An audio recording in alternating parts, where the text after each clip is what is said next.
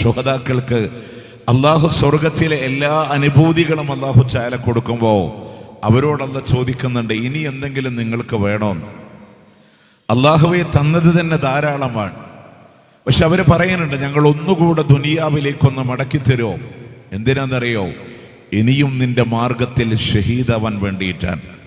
മാത്രമല്ല, ശുഹദാക്കൾക്ക് ഇവിടെ നൽകുന്ന സ്ഥാനം ഞങ്ങളുടെ പിൻഗാമികളോട് പറഞ്ഞു കൊടുക്കാനാണ്. അതിൻ്റെ മഹത്വം അവർ മനസ്സിലാക്കിയാൽ ഒരിക്കലും അവർ ജിഹാദിൽ നിന്ന് പിന്മാറുകയില്ല എന്ന് പറഞ്ഞപ്പോൾ അല്ല പറയുന്നുണ്ട്, സബഖ മിന്നി അൽ ഖൗൽ, എന്നിൽ നിന്നൊരു വാക്ക് മുൻകടന്ന് വന്നിട്ടുണ്ട്. മരണപ്പെട്ട ആരെയും ഞാൻ ഇനി തിരിച്ച് മടക്കി അയക്കില്ല, അതെന്റെ തീരുമാനമാണ്. എന്നിട്ട് അല്ലാഹു ഞാൻ തന്നെ അറിയിച്ചു കൊള്ളാമെന്ന് പറഞ്ഞ് അവതരിപ്പിച്ച ആയത്താണ് വലാ തഹ്സബന്നല്ലദീന ഖുതിലൂ ഫീ സബീലില്ലാഹി അംവാതാ. അള്ളാന്റെ മാർഗത്തിൽ ഷഹീദായവരെ സംബന്ധിച്ച് മരിച്ചവനാണെന്ന് നിങ്ങൾ വിചാരിച്ചു പോകണ്ട.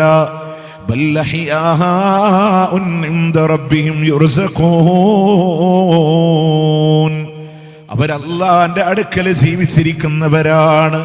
അള്ളാന്റെ അടുക്കൽ അവര് ജീവിച്ചിരിക്കുന്നവരാണ്. അവർക്ക് ഉപജീവനം പോലും നൽകപ്പെടുന്നുണ്ട് എന്ന് അള്ളാന്റെ ഖുർആന് തന്നെ രേഖപ്പെടുത്തുമ്പോ പല ആളുകളും ഈ ആയത്ത് പോലും ദുർവ്യാഖ്യാനിച്ച ആൾക്കാരുണ്ട്. അതായത് അവരെല്ലാം കേൾക്കും, എല്ലാം അറിയും, അവര് ജീവിച്ചിരിക്കുന്നില്ല എന്നാ പറയാം. പക്ഷെ അള്ളാഹ് പറഞ്ഞെന്താണ്? ബൽ അഹ്യാഉൻ ഇൻദ റബ്ബിഹിം, അള്ളാന്റെ അടുക്കലാ ജീവിച്ചിരിക്കുന്നത്. പള്ളി ദർസുകളിലൊക്കെ ആദ്യം ഓതി പഠിക്കുന്ന തഫ്സീറു ജലാലൈനിയിലെ അവരുടെ ആത്മാക്കൾ ഹരിതപറവകൾക്കുള്ളിലായി സ്വർഗത്തിൽ വിഹരിക്കുമെന്നാണ് അതിൻ്റെ അർത്ഥമെന്ന് മലയാള പരിഭാഷ സഹിതം നമ്മൾ ഇറക്കിയിട്ടുണ്ട്. ഇനി വീണ്ടും ഞാൻ പറഞ്ഞുതരാം. ഒരു ഷഹീദ് രണഭൂമിയിൽ ഷഹീദായി കഴിഞ്ഞാൽ അദ്ദേഹത്തിൻ്റെ സ്വത്ത് അനന്തര ഓഹരി വെക്കും. അദ്ദേഹത്തിൻ്റെ ഭാര്യയെ മറ്റൊരാൾക്ക് നിക്കാഹ് കഴിക്കാൻ അവകാശമുണ്ട്. മരിച്ചിട്ടില്ല, അവർ ദുനിയാവിൽ ജീവിച്ചിരിക്കുന്നവരാണെങ്കിൽ സ്വത്ത് അനന്തരം വെക്കാൻ പാടില്ല. അവരുടെ ഭാര്യമാരെ മറ്റൊരാൾക്ക് വിവാഹം കഴിക്കാൻ പാടില്ല. അപ്പൊ നമ്മുടെ ഉസ്താദുമാര് പറഞ്ഞു തരുന്ന അർത്ഥം അല്ലാതില്ല ശരി. അവർ ജീവിച്ചിരിക്കുന്നു എന്ന് പറഞ്ഞാൽ അള്ളാന്റെ അടുക്കൽ അവർ ജീവിച്ചിരിക്കുന്നു. അവർക്ക് അള്ളാഹു ഉപജീവനം കൊടുക്കുന്നു എന്ന് പറഞ്ഞാൽ അള്ളാഹു സ്വർഗത്തിന്റെ അനുഭൂതികൾ, അതിൻ്റെ ഉപജീവനങ്ങൾ, അതിൻ്റെ റിസ്കുകൾ അള്ളാഹു അവർക്ക് നൽകുന്നു എന്നർത്ഥം. അതുകൊണ്ട് പ്രിയമുള്ളവരെ, മരണപ്പെട്ട ആരും തിരിച്ചു വരാൻ കഴിയില്ല. ഈ സമയം നമുക്ക് പരിശോധിക്കാം, ഈ സമയം നമുക്ക് ചിന്തിക്കാം. അതെല്ലാം പഠിക്കാനുള്ള തീരുമാനമില്ലെങ്കിൽ മരണത്തിന്റെ സന്ദർഭങ്ങളിലൂടെ ബോധ്യപ്പെടുമ്പോ അല്ലാഹുവിനോട് കെഞ്ചി പറയുന്നൊരു വാക്കുണ്ട്. വിശുദ്ധ ഖുർആനിന്റെ 23-ാം അധ്യായം സൂറത്ത് മുഅ്മിനൂൻ 99-100 ആയത്തുകളിലൂടെ കാണാ, റബ്ബിർജിഊൻ, ഒന്ന് മടക്കി തരുമോ അല്ലാ, ഒന്ന് മടക്കി തരുമോ അല്ലാ. ചെയ്യാതെ വിട്ടേച്ചു പോയ അമലുകളൊക്കെ ചെയ്തോളാമെന്ന് പറയുമ്പോ അല്ലാഹു പറയുന്നുണ്ട്, കല്ലാ ഇന്നഹാ കലിമത്തുൻ ഹുവ ഖായിലുഹാ, വേണ്ടാട്ടോ, അവൻ വെറുതെ പറയുന്നൊരു വർത്തമാനം മാത്രമാണത്.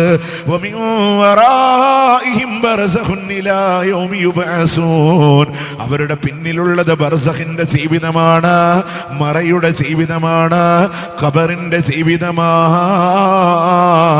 അവരെ മടക്കി വിടണ്ട എന്ന് അല്ലാഹു മലക്കുകളോട് നിർദ്ദേശം കൊടുക്കുകയാണ്.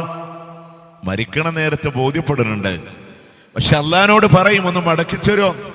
ഇത് സൂറത്ത് മുഅ്മിനൂനിൽ മാത്രമല്ല, സൂറത്ത് മുനാഫിഖൂനിലും അല്ലാഹു തആല ഈ വിഷയം ആവർത്തിക്കുന്നുണ്ട്.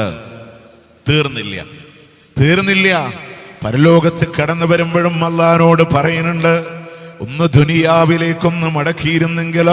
പ്രിയമുള്ളവരെ, ഒരൊറ്റ ആയത്ത് മാത്രമാണ് നിങ്ങളുടെ ഹൃദയത്തിലൂടെ ഓർമ്മപ്പെടുത്താനുള്ളത്. വെള്ളിയാഴ്ചയുടെ സുബഹിക്ക് നമ്മൾ പാരായണം ചെയ്യുന്ന സൂറത്ത് സജ്ദ 12, 13, 14 ആയത്തുകളിലൂടെ കാണാ, വലൗ തറാ ഇതിൽ മുജ്രിമൂന നാകിസൂ റൂസിഹിം ഇൻദ റബ്ബിഹിം, വലൗ തറാ ഇതിൽ മുജ്രിമൂൻ കുറ്റവാളികളായ ആളുകളെ നീ ഒന്ന് കണ്ടിരുന്നെങ്കിൽ നാക്കിസൂറുസീം അവരുടെ തലകളെ അവർ കുത്തിപ്പിടിച്ചതായ അവസ്ഥകളിലൂടെ കടന്നു വരുന്നത് ദുനിയാവിൽ ഒരു കുറ്റവാളിയെ കൊണ്ടുവരുമ്പോ മിന്നിമായുന്ന മാധ്യമ പ്രവർത്തകരുടെ ക്യാമറകൾക്ക് മുമ്പിൽ തലകുനിക്കുന്ന പോലെയല്ല. അല്ലാഹുവിന്റെ ഖുർആൻ സൂറത്ത് യാസീനിലൂടെ പറഞ്ഞില്ല, അഗ്ലാലൻ ഫഹിയ ഇലൽ ലദ്ഖാനി ഫഹും മുഖ്മഹൂൻ. അവരുടെ പിരടി മുതൽ ഞെരിയാണി വരെ ചങ്ങലകളാലെ ബന്ധിച്ചവരായി അവര് പറയുന്നുണ്ട്, റബ്ബനാ അബ്സർനാ വസമിഅനാ. അല്ലാഹുവേ ഞങ്ങൾ കണ്ടു, അല്ലാ സബാനിയത്തിന്റെ മലക്കിന്റെ കയറ്റവും ഇറക്കവും ഞങ്ങൾ കണ്ടു, അല്ലാ കൊട്ടാരം കണക്ക് തീപ്പൊരികൾ പാറുന്നത് കണ്ടു റബ്ബേ. നരകത്തിന്റെ ഭയവിഹ്വലമായ കാഴ്ചകളെ ഞങ്ങൾ കണ്ടുപോയിട്ടുണ്ടല്ലോ. അതുകൊണ്ട് തന്നെ ഫർജിനാ, ഞങ്ങളെ ഒന്ന് മടക്കി തരികയാണെങ്കിൽ നഅമൽ സ്വാലിഹാ, നല്ലതുപോലെ പ്രവർത്തിച്ചോളാമല്ലാ, നല്ലതുപോലെ അമല് ചെയ്തോളാമല്ലാ. തീർച്ചയായും ഞങ്ങൾ ദൃഢവിശ്വാസികളായി കൊള്ളാമല്ല, ഉറപ്പായുമല്ല, ഉറപ്പായുമല്ല എന്ന് റബ്ബിനോട് കെഞ്ചി പറയുമ്പോ അല്ലാഹു പറയുന്നുണ്ട്, നരകത്തെ നിറക്കുമെന്നുള്ളത് എന്റെ വാഗ്ദത്തമാണെങ്കിൽ ഫദൂഖൂ ബിമാ നസീതും ലിഖാഅ യൗമികും ഹാദാ, നിങ്ങൾ അനുഭവിച്ചോ, നിങ്ങൾ ആസ്വദിച്ചോ, ഈ ദിവസത്തെ കണ്ടുമുട്ടുമെന്നുള്ളതിനെ നിങ്ങൾ മറന്നതല്ലയോ. അതുകൊണ്ട് അല്ലാഹു പറയുന്നുണ്ട്, ഇന്നാ നസീനാകും, ഇന്ന് നാം നിങ്ങളെയും മറന്നു കളയുന്നു എന്ന് അല്ലാഹ്. ഇന്ന് നാം നിങ്ങളെയും മറന്നു കളയാണ്. പ്രിയമുള്ളവരെ, ആ സമയത്ത് പോലും അള്ളാഹിനോട് പറയുന്നത്, ദുനിയാവിലേക്കൊന്ന് മടക്കി തരോ, ഞങ്ങൾ ദൃഢവിശ്വാസികളായിക്കൊള്ളാ. അല്ലാഹു മടക്കി തരൂല എന്നുള്ളതാണ് അതിൻ്റെ യാഥാർത്ഥ്യം എന്നുണ്ടെങ്കിൽ ഈ സമയമുള്ളൂ തീരുമാനിക്കാൻ, ഈ സമയമുള്ളൂ. അതുകൊണ്ട് പ്രിയമുള്ളവരെ, രക്ഷപ്പെടാൻ അല്ലാഹു സുബ്ഹാനഹു വ തആല അവിടുന്ന് ഒരു ദിശാബോധം നൽകാൻ ലോകത്തിന്റെ പ്രവാചകനെ നിയോഗിക്കുമ്പോ ആ റസൂലിലൂടെ ഇൻസാലുൽ കുത്തുബ വേദഗ്രന്ഥങ്ങളുടെ അവതരണമുണ്ടായി.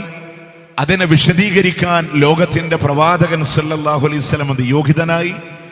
ആ പ്രവാചകൻ തന്റെ ദൗത്യം പൂർത്തീകരിച്ച് ലോകത്തോട് വിട പറയുമ്പോ നമ്മളോട് പറഞ്ഞു, തറക്തു ഫീക്കും അംറൈൻ, രണ്ട് കാര്യം നിങ്ങളിൽ വിട്ടേച്ചു പോവാൻ. ലൻ തളില്ലു മാ തമസ്സക്തും ബിഹിമാ, അവ രണ്ടും നിങ്ങൾ മുറുകെ പിടിക്കുന്നിടത്തോളം കാലം നിങ്ങൾ വഴിപഴച്ചു പോവില്ല. ആ രണ്ട് പ്രമാണങ്ങൾ എന്താണ്? ഒന്ന് അല്ലാഹുവിന്റെ കിതാബാണ്, ഖുർആനാണ്. മറ്റൊന്ന് വസുന്നത നബിയിഹി സല്ലല്ലാഹു അലൈഹി വസല്ലം, അല്ലാഹുവിന്റെ പ്രവാചകന്റെ ചര്യയാണ്. ഇത് രണ്ടും നിങ്ങൾ മുറുകെ പിടിച്ചാൽ ഒരു കാലത്ത് നിങ്ങൾ വഴിപഴക്കില്ല എന്നാണ്. പക്ഷെ എവിടെയാണ് തകരാറുണ്ടായതെന്നറിയോ? വിശുദ്ധ ഖുർആൻ പഠിക്കാൻ, അതിനെ ഉൾക്കൊള്ളാൻ, ആ ഖുർആനിന്റെ ആദർശങ്ങളെ സ്വീകരിക്കാൻ നമ്മൾ മനസ്സ് കൊടുത്തില്ല എന്നുള്ള പരാജയമാണ്. ഞാൻ പറഞ്ഞതല്ല കേട്ടോ, വിശുദ്ധ ഖുർആനാണ്. 25-ാമത്തെ ആയമാണ് സൂറത്ത് ഫുർഖാൻ, അതിന്റെ 30-ാമത്തെ ആയത്താണ്. ഏറ്റവും ഉത്തമ തലമുറ എന്ന് അല്ലാഹു വിശേഷിപ്പിച്ച ഈ മുഹമ്മദ് നബി സല്ലല്ലാഹു അലൈഹി വസല്ലമയുടെ ഉമ്മത്ത് ഇയാം ബാറ്റകളെ പോലെ നരകത്തിൽ വന്ന് വീഴുന്നത് കാണുമ്പോ അല്ലാഹുവിന്റെ പ്രവാചകൻ സല്ലല്ലാഹു അലൈഹി വസല്ലം പരാതി പറയുന്നുണ്ട്. വഖാല റസൂൽ യാ റബ്ബി ഇന്ന ഖൗമി തഖദൂ ഹാദൽ ഖുർആന മഹ്ജൂറാ. അള്ളാന്റെ പ്രവാചകൻ അള്ളഹാനോട് പറയുന്നുണ്ട്, റബ്ബേ, എന്റെ ഉമ്മത്തിങ്ങനെ നരകത്തിൽ വീഴാനുള്ള കാരണം എന്താണെന്നറിയോ? ഇത്തഖദൂ ഹാദൽ ഖുർആന മഹ്ജൂറാ, ഈ ഖുർആനിനെ അവഗണിച്ചു പോയല്ലാ. ഈ ഖുർആനിനെ അഗണ്യകോടിയിലേക്ക് തള്ളിക്കളഞ്ഞവരാണ്. നമ്മൾ ആലോചിച്ചൊക്കെ, ആ ഖുർആനെ അവഗണിച്ചവർ നമ്മളാണോ? ഇന്ന് മുതൽ ഇന്ന് വരെ ഖുർആനിന്റെ സൂറത്ത് ഫാത്തിഹ മുതൽ നാസ് വരെ ഒരു തവണയെങ്കിലും ആശയസഹിതം വായിച്ചു നോക്കിയ എത്ര ആളുകളുണ്ടാവും നമ്മളുടെ കൂട്ടത്തില്? ഉണ്ടാവോ? നമ്മൾ എന്തുകൊണ്ടാണ് മുസ്ലിമായി? ഒരു മുസ്ലിം ബാപ്പാക്കും ഉമ്മാക്കും ജനിച്ചെന്നുള്ളത് കൊണ്ടാണ്. അത് നിസ്സാര കാര്യമല്ല. അള്ളാഹു തന്ന വലിയൊരു തൗഫീഖ് തന്നെയാണ്. അൽഹംദുലില്ലാ, അതിലെല്ലാം നമ്മൾ പറയണേ. പക്ഷെ പ്രായം ഇത്രയായിട്ടും എൻ്റെ ആദർശം എന്താണെന്ന് ആ വിശുദ്ധ ഖുർആൻ നോക്കി ഒരു തവണയെങ്കിലും നോക്കാൻ നമ്മളെ കൊണ്ട് കഴിഞ്ഞിട്ടില്ല. പ്രിയമുള്ളവരെ, ഖുർആനിൽ എത്ര ആയത്തുണ്ടെന്ന് ചോദിച്ചാൽ പോലും നമ്മുടെ ആളുകൾക്ക് അറിയില്ല. നമ്മുടെ ആളുകളൊക്കെ വിചാരിച്ചെന്നറിയോ, ഖുർആൻ എന്ന് പറഞ്ഞൊരു മുഅ്ജിസത്താണ്, അമാനുഷികതയാണ്. അതിൻ്റെ ആയത്ത് 4 ആറുകൾ ഒരുമിച്ച് കാണുമ്പോൾ 6666 എന്ന് പറഞ്ഞാൽ അത് തന്നെ വലിയൊരു അത്ഭുതമായിട്ട് കാണുന്ന ആളുകളാണ്. അതിനു വേണ്ടിയിട്ട് നിങ്ങളാലോചിച്ചൊക്കെ എത്ര പണം മുടക്കാൻ ആളുകൾക്ക് മടിയില്ല. ഇതുപോലൊരു ഇൽമിന്റെ സദസ്സിൽ കോഴിമുട്ട, ഈത്തപ്പഴം, തേനൊക്കെ കൊണ്ടുവന്ന് വെച്ചാൽ ഖുർആനിന്റെ ആയത്തിന്റെ നമ്പറാന്നും പറഞ്ഞ് 6666 വിൽപ്പന നടത്താനും ഉസ്താദുമാർക്കും മടിയില്ല, അതിനെ വാങ്ങാൻ ജനങ്ങൾക്കും മടിയില്ല. പ്രിയമുള്ളവരെ, ആരാ നിങ്ങളോട് പഠിപ്പിച്ച 6666 ആയത്താണ്? ഫാത്തിഹ, ബഖറ, ആൽ ഇംറാൻ, നിസാ, മാഇദ, അൻആം, അഅറാഫ്, അൻഫാൽ, തൗബ, യൂനുസ്, യൂസുഫ്, റഅദ്, ഇബ്രാഹിം, നീണ്ടുകിടക്കുന്ന ഖുർആനിന്റെ 114 അധ്യായങ്ങളിൽ 6230 ചില്ലറ, 32 to 36 അതിനിടയിൽ തീരാവുന്ന തർക്കങ്ങളേ ഉള്ളൂ. നമ്മൾ ഇതിനെ കണ്ടാൽ അറപ്പുളവാക്കുന്ന, ദുർഗന്ധം വമിക്കുന്ന മോശപ്പെട്ട ഒരു ജീവിയുടെ പേരല്ല, അതിന്റെ നമ്പർ കാണിച്ച ജൂതന്മാര് പറഞ്ഞു ഇത് ഖുർആനിന്റെ ആയത്തിന്റെ നമ്പറാണെന്ന് പറഞ്ഞപ്പോ അതുപോലും മണ്ണാക്ക് തടാതെ സ്വീകരിച്ചവരാണ് ഇവിടെയുള്ള മുസ്ലിം ഉമ്മത്ത് പറയുന്ന വേദനയുണ്ട്. പ്രിയമുള്ളവരെ, അതുപോലെ നമ്മൾ ശ്രദ്ധിച്ചിട്ടില്ല. ഇനി 6000-ഓളം വരുന്ന ആയത്തുകളിലെ ഒരു 1000 ആയത്തെങ്കിലും ഞാൻ പഠിച്ചിട്ടുണ്ടെന്ന് പറയാൻ ഓർമ്മ വെച്ച നാള് 10 കൊല്ലം കിട്ടിയ സദസ്സിലിരിക്കുന്നവരോടും പുറത്ത് നിൽക്കുന്നവരോടും പറയാനുള്ളത്, ഒരു ദിവസം അല്ലാഹുവിന്റെ ഖുർആൻ 2 ആയത്ത് പഠിച്ചിരുന്നെങ്കിൽ 10 കൊല്ലം കൊണ്ട് 7300-ഓളം ആയത്ത് പഠിക്കാനുള്ള സമയം അള്ളാഹു ആയുസ്സിൽ തന്നിട്ടുണ്ട്. 200 കോടി ബൃഹത് ഗ്രന്ഥങ്ങളെ സൂക്ഷിക്കാനുള്ള മെമ്മറി കപ്പാസിറ്റി നമ്മുടെ തലച്ചോറിൽ അള്ളാഹു തന്നിട്ടുണ്ട്. ബുദ്ധി തന്നു, സമയം തന്നു. ഖുർആനിലാകെ 6200 ചില്ലറ ആയത്തല്ലേ ഉള്ളൂ. റിവിഷൻ സഹിതം പഠിക്കാനുള്ള സമയം തന്നിട്ടും അതിനെ പഠിക്കാത്തവരെ, അതിനെ അറിയാത്തവരെ, അതിനെ ഉൾക്കൊള്ളാത്തവരെ പറയാൻ പറ്റുമോ ഞാൻ ഖുർആനിന്റെ വക്താവാണ് എന്ന്? 62-ാം അധ്യായം സൂറത്തു ജുമുഅ 5-ാമത്തെ ആയത്ത് അല്ലാഹു പറയാണ്, മസലുൽ ലദീന ഹുമിലു തൗറാത ثم لم يحملوها كمثل الحمار يحمل أسفارا. തൗറാത്തിന്റെ ആളുകളുടെ പ്രത്യേകത പറഞ്ഞു, ഗ്രന്ഥം ചുമക്കുന്ന കഴുതകളെ പോലെയാണ്. എന്താണ്? ഒരു കഴുതയുടെ പുറത്ത് ഈ മലപ്പുറം ടൗണിലൂടെ ഒരു 10 മുസ്ഹഫിന്റെ കോപ്പി അതിന്റെ പുറത്ത് വെച്ച് കെട്ടി നടത്തിച്ചാൽ കഴുത അതുകൊണ്ട് നടക്കും. പക്ഷെ കഴുത ചിന്തിക്കോ, എന്റെ പുറത്തിരിക്കുന്നത് വിശുദ്ധ ഖുർആനാണ്, അതിൽ 114 അധ്യായങ്ങളുണ്ട്, ഇന്ന വിഷയങ്ങളൊക്കെ അതിൽ ചർച്ച ചെയ്യുന്നുണ്ട് എന്ന് കഴുത ചിന്തിക്കൂല. പക്ഷെ അത് കഴുത കൊണ്ട് നടക്കും. അതുപോലെ നിങ്ങളാവല്ലേ എന്ന് അള്ളാഹിന്റെ ഖുർആൻ നമ്മളോട് ഓർമ്മപ്പെടുത്തിയത്. നമ്മൾ പറയും ഖുർആൻ ആരുടേതാ? ഖുർആൻ നമ്മുടേതാണ്. ഇന്ന് എന്താ ഖുർആനിലുള്ളത്? നമുക്കറിയില്ല. പലരും വെല്ലുവിളിച്ചിട്ടൊക്കെ ചോദിക്കും, എന്നിട്ട് ട്രാൻസ്ജെൻഡറിന്റെ വിഷയങ്ങളൊക്കെ അള്ളാഹിന്റെ ഖുർആനിലുണ്ടോ? അള്ളാഹിന്റെ ഖുർആൻ പഠിച്ചോർക്കുന്നതിലൊരു സംശയവുമില്ല. അള്ളാഹുവിന്റെ ഖുർആൻ ലോകത്ത് ആണും പെണ്ണുമേ പടച്ചിട്ടുള്ളൂ എന്നും അതിനപ്പുറമുള്ള സൃഷ്ടികളുടെ പ്രത്യേകത എന്താണ് എന്നുള്ളതും, അത് രോഗമാണെങ്കിൽ അതിനെ ചികിത്സിക്കണമെന്നും അതിൻ്റെ ഫിഖഹിന്റെ വിശദീകരണങ്ങളിൽ അവരെ ആണിനെങ്ങനെ പരിഗണിക്കണമെന്ന് പെണ്ണിനെങ്ങനെ പരിഗണിക്കണമെന്ന് കൃത്യമായ വിശദീകരണങ്ങളുള്ള മതം തന്നെയാണ് അള്ളാഹുവിൻ്റെ ദീൻ. നമ്മളുടെ പഠനത്തിൻ്റെ പരിമിതികളല്ലാതെ മറ്റൊരു പ്രയാസങ്ങൾ അതിലില്ല. അതുകൊണ്ട് പ്രിയമുള്ളവരെ, ആ വിശുദ്ധ ഖുർആൻ പിന്നെ ജനങ്ങൾക്കുണ്ടായ തകരാറെന്തെന്നറിയോ? ഖുർആൻ നമ്മൾ കണ്ടതെങ്ങനെയാണ്? അത് പഠിക്കാൻ ഉൾക്കൊള്ളാനൊന്നുമല്ല. അതിനെ 4 മൂലയിൽ, വീടിൻ്റെ 4 മൂലയിൽ ഒരു കുപ്പിയിലായി കുഴിച്ചു മൂടിയാൽ ഞങ്ങൾക്ക് ഖുർആനോടുള്ള ബാധ്യത വീടി എന്ന് വിശ്വസിക്കുന്നവരാണ് ഒരു സമുദായം. പള്ളിയിലെ ഉസ്താദിനെ കൊണ്ടുവന്ന് ഖത്തമോദി വഴങ്ങി ഖത്തമുൽ ഖുർആന്റെ ചീരണിക്ക് കൊടുത്താൽ ഞങ്ങൾക്ക് ഖുർആനോടുള്ള ബാധ്യത വീടി എന്ന് വിശ്വസിക്കുന്ന ആളുകളാണ് ഒരു ഭാഗം ആളുകൾ. നമ്മൾ വിചാരിക്കണം അതിനെങ്ങനെ നേർച്ചയാക്കി അത് ഹത്തോതി വഴങ്ങിയാൽ, അല്ലെങ്കിൽ ഒരു തലക്കൊരു പാരായണ ആരൊക്കെയുണ്ടെങ്കിൽ ഒരു ഇടക്കൊരു യാസീന് കോതിപ്പിച്ചാൽ അതുകൊണ്ട് കഴിഞ്ഞു നമ്മൾ വിചാരിക്കണുണ്ടോ? ഖുർആനിന്റെ പാരായണം ഉണ്ടാവണം. തിലാവത്തുൽ ഖുർആൻ വതഅലീമുൽ ഖുർആൻ, ഖുർആനിന്റെ പഠനമുണ്ടാവണം. വതദബ്ബുറുൽ ഖുർആൻ, ഖുർആനെ പറ്റിയുള്ള ചിന്തകൾ ഉണ്ടാവണം. അതുപോലെ തന്നെ തത്ബീഖുൽ ഖുർആൻ, ഖുർആനെ ജീവിതത്തിൽ പകർത്തുന്ന അവസ്ഥകൾ ഉണ്ടാവണം. ഇതിന് ഖുർആൻ എന്താ നമ്മൾ അറിയണം. ഹുദല്ലിൽ മുത്തഖീൻ, അല്ലാഹനെ സൂക്ഷിക്കുന്നവർക്കുള്ള മാർഗദർശനമാണ് ഖുർആൻ. ലിതുഖ്രിജന്നാസ മിനൽ ളുലുമാതി ഇലന്നൂർ, ഇരുട്ടിൽ നിന്ന് വെളിച്ചത്തിലേക്ക് മനുഷ്യനെ നയിക്കാനുള്ള ഗ്രന്ഥമാണ്. ഹാദാ ബലാഉൽ ലിന്നാസ്, ഇത് ജനങ്ങൾക്കുള്ള സന്ദേശമാണ് ഖുർആൻ. ഖദ് ജാഅതുകും ബസായിറും മിർ റബ്ബിക്കും, നിങ്ങളുടെ റബ്ബിൽ നിന്ന് കണ്ണു തുറപ്പിക്കാനുള്ള ഗ്രന്ഥമാണ് ഖുർആൻ. 2-ാമത്തെയും സൂറത്ത് ബഖറ 2-ാമത്തെ ആയത്ത്, 14-ാമത്തെയും സൂറത്ത് ഇബ്രാഹിം 1-ാമത്തെ ആയത്ത്, 16-ാമത്തെയും സൂറത്ത് നഹ്ല് അല്ലാഹു തആല പറയുന്നു. നമ്മളൊക്കെ പറയും മറ്റുള്ള ആളുകളൊക്കെ ഖുർആൻ തൊട്ട കണ്ണ് പൊട്ടിപ്പോകുന്ന പറയാം. പക്ഷെ അള്ളാന്റെ ഖുർആൻ പറഞ്ഞു കണ്ണ് പൊട്ടിപ്പോണ ഗ്രന്ഥമല്ല.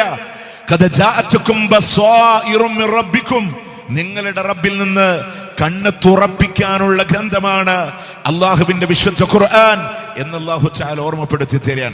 അതുകൊണ്ട് ആ ഖുർആനിന്റെ പഠിതാക്കളായി, അതിന്റെ വക്താക്കളായി നമ്മൾ മാറണം. അങ്ങനെ വന്നാൽ നമുക്കിത് എവിടെയാണ് പ്രശ്നമുണ്ടായതെന്നറിയോ? ഖുർആൻ നമ്മൾ ഒരാളോട് പറഞ്ഞാൽ അള്ളാന്റെ ഖുർആനോ അതൊന്നും ഞങ്ങൾക്ക് സ്വീകരിക്കേണ്ട ആവശ്യമില്ല. റസൂലുള്ളാഹിന്റെ ഹദീസോ അതൊന്നല്ല, ഞങ്ങളുടെ ഉസ്താദ് പറഞ്ഞാല് അത് മതി. അതിനെ പറഞ്ഞ് ഖുർആനും വേണ്ട ഹദീസും വേണ്ട. അതിന് ന്യായീകരണമായിട്ട് നമ്മൾ പറയാൻ എന്താ വെച്ചാൽ എല്ലാ കിതാബും കണ്ടതല്ലേ ഉസ്താദ്മാരെന്ന് പറയാം. അങ്ങനെ ഒരു ന്യായീകരണം പറഞ്ഞിട്ട് നമ്മളതിനെ അങ്ങോട്ട് ഒപ്പിച്ചു വെക്കലാണ്. അതിന് മാത്രമല്ല, അതിപ്പോ ഞങ്ങളിങ്ങനെ വാപ്പക്കാരണന്മാരായിട്ട് ഇവിടെ ജീവിച്ചു പോണില്ലേ, അതുപോലെ പോയാൽ മതി. ഇന്നിപ്പോ ഒരു ഖുർആനും ഒരു ഹദീസും ഞങ്ങൾക്ക് അറിയേണ്ട ആവശ്യമില്ല എന്ന് ചിന്തിക്കുന്ന ഒരു ജനതയോട് നമ്മൾ പറയുന്ന അല്ലാഹുവിന്റെ ഖുർആൻ അതിലും കൃത്യമായ ദിശാബോധം നൽകി. പൂർവികരെ വേണ്ടേ നമുക്ക് വേണം, വാപ്പക്കാരണന്മാരെ വേണ്ടേ നമുക്ക് വേണം. പക്ഷെ ആ പൂർവികരാരാവണം? റസൂലുള്ളയാകണം, സഹാബത്താകുന്ന പൂർവികരാവണം. നമ്മൾ പറഞ്ഞ പൂർവികരാരാ? എൻ്റെ വല്ലിപ്പ നരകത്തിലാണെങ്കിലേ ഞാനും നരകത്ത് പോയിക്കോട്ടെ എന്നാ. ഞങ്ങളുടെ വലിയ ഉസ്താദ് നരകത്ത് പോവാണെങ്കിലേ ഞങ്ങളും നരകത്ത് പോയിക്കോട്ടെ. അത് പറയാൻ സുഖാണ്. പക്ഷേ അല്ലാഹുവിന്റെ ഹബീബ് പറയാണ്, ഒരു കാരക്കയുടെ ചീള് കൊണ്ടാണെങ്കിലും ആ നരകത്തിന് നിങ്ങൾ കാത്തുകൊള്ളണേ. പ്രിയമുള്ളവരെ, കഠിനമായ ചൂടിന്റെ ആഘാതമാണ് ഇന്ന് നമ്മൾ അനുഭവിക്കുന്നത് എന്നുണ്ടെങ്കിൽ, നരകത്തിന്റെ ചൂടിങ്ങനെ കൂടി വരുമ്പോ നരകം അല്ലാഹുവോട് പറയുന്നുണ്ടല്ലോ, എന്റെ ചില ഭാഗങ്ങളെ തിന്നുകൊണ്ടേയിരിക്കുകയാണ്. വല്ലാത്ത ഭീതിജനകമായ സാഹചര്യമാണെന്ന് പറഞ്ഞപ്പോ അല്ലാഹു 2 ശ്വാസം പുറത്തു വിടാൻ അല്ലാഹു നരകത്തിന് വേണ്ടി അനുവാദം കൊടുത്തിട്ടുണ്ടെങ്കിൽ അതിലൊരു ശ്വാസമാണ് ലോകം മുഴുവൻ ഒരു വർഷത്തിലൂടെ അനുഭവിക്കുന്ന ചൂടെങ്കിൽ, രാവെന്നില്ലാതെ പകലെന്നില്ലാതെ വ്യതിയാനങ്ങൾ സംഭവിക്കുന്ന ലോകത്തിലെ 140 രാജ്യങ്ങളും അനുഭവിക്കുന്ന ചൂട് ആ നരകം വിടുന്നൊരു ശ്വാസത്തിന്റെ അനുബന്ധമാണ്. എങ്കിൽ ആ നരകത്ര ഭയാനകരമാണ്. നിങ്ങളാലേക്ക് ഇത് നിസ്സാരമായ ഒരു കാര്യമല്ല. എന്നിട്ടാ നമ്മൾ പറയണേ എൻ്റെ ഉസ്താദ് നരകത്തിലാണ്, ഞങ്ങൾ പോയിക്കോട്ടെ എന്ന് പറയണേ. അത് തീർന്നില്ല.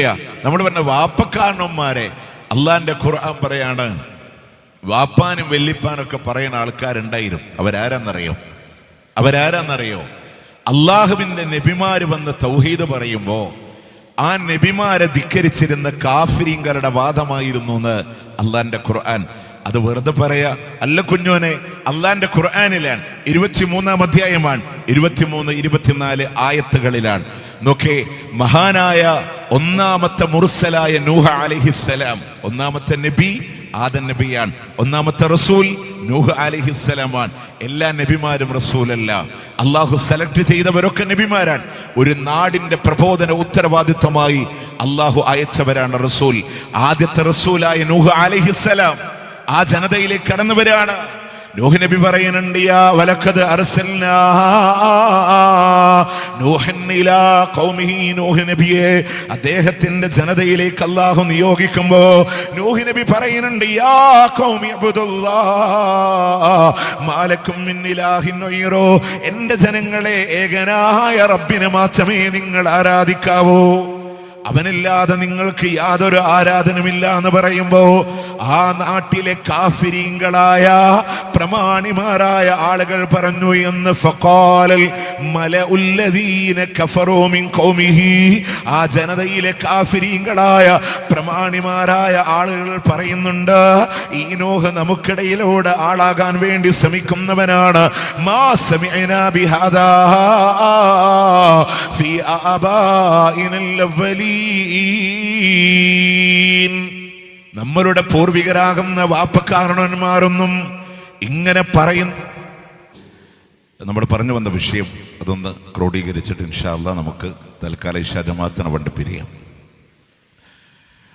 നൂഹ് നബി അലൈഹിസ്സലാം ജനങ്ങളോട് പ്രബോധനം ചെയ്തപ്പോൾ അവിടുത്തെ കാഫിരീങ്ങൾ പറയാണ്, അള്ളാഹനെ മാത്രമേ ആരാധിക്കാവൂ എന്ന് നൂഹ് പറയുമ്പോൾ നമ്മളുടെ വാപ്പക്കാരണന്മാരൊന്നും ഇങ്ങനെ പറയുന്നതായി നമ്മൾ കേട്ടിട്ടില്ലല്ലോ എന്ന് നൂഹ് നബിയുടെ കാലത്തെ കാഫിരീങ്ങളായ ജനത നൂഹ് നബിയോട് പ്രതികരിച്ചു എന്നാണ്.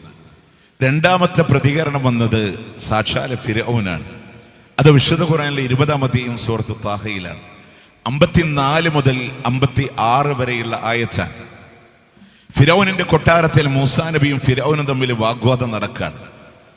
അപ്പൊ ഫിർഔൻ ചോദിക്കുന്നുണ്ട്, അല്ല മൂസ, നീ പരിചയപ്പെടുത്തുന്ന റബ്ബാരാൻ? ഒറ്റ വാക്കിൽ മറുപടി, റബ്ബുനല്ലദീ അഅ്താ കുല്ല ശൈഇൻ ഖൽഖഹു സുമ്മ ഹദാ, എല്ലാ വസ്തുക്കളെയും സൃഷ്ടിക്കുകയും അതിനുള്ള മാർഗദർശനം നൽകുകയും ചെയ്തവനാണ് എൻ്റെ റബ്ബ് എന്നാണ്. അഥവാ കാട്ടിലെ ബീവറിനെ എഞ്ചിനീയർ ആക്കിയത് എൻ്റെ റബ്ബാണ്. ഒരു തലച്ചോറിന്റെ ചെറിയൊരു ഭാഗത്തിന്റെ വലിപ്പം പോലും ഇല്ലാത്ത തേനീച്ചക്ക് ഷഡ്ഭുജാകൃതിയിലൂടെ കൂട് നിർമ്മിക്കാൻ ജന്മസിദ്ധമായ മാർഗദർശനം കൊടുത്തവൻ എൻ്റെ റബ്ബാണ്. നോക്കി, എല്ലാ ജീവികൾക്കും ജനിതകമായ മാർഗദർശനം കൊടുത്തവൻ. ഇത് പറഞ്ഞപ്പോ നോക്കി ഫിർഔനോടാണ് സംവദിക്കുന്നത്. അവിടെ നിൽക്കുന്ന ആളുകൾക്കൊക്കെ കാര്യം മനസ്സിലായി. ആ സമയത്ത് ഉത്തരം മുട്ടിപ്പോയ ഫിർഔൻ ഉടൻ ഉപയോഗിച്ചൊരു കുതന്ത്രമുണ്ട്, ഫമാ ബാലുൽ ഖുറൂനിൽ ഊല, അങ്ങനെയാണെങ്കിലേ നമ്മുടെ വാപ്പക്കാരന്മാരുടെ അവസ്ഥ എന്താ? അതിന് മൂസാ നബി ഒരു മറുപടി കൊടുത്തു. ഖാല ഇൽമുഹാ ഇൻദ റബ്ബീഹി ഫീ കിതാബിൻ ലാ യളില്ലു റബ്ബീഹി വലാ യൻസാ,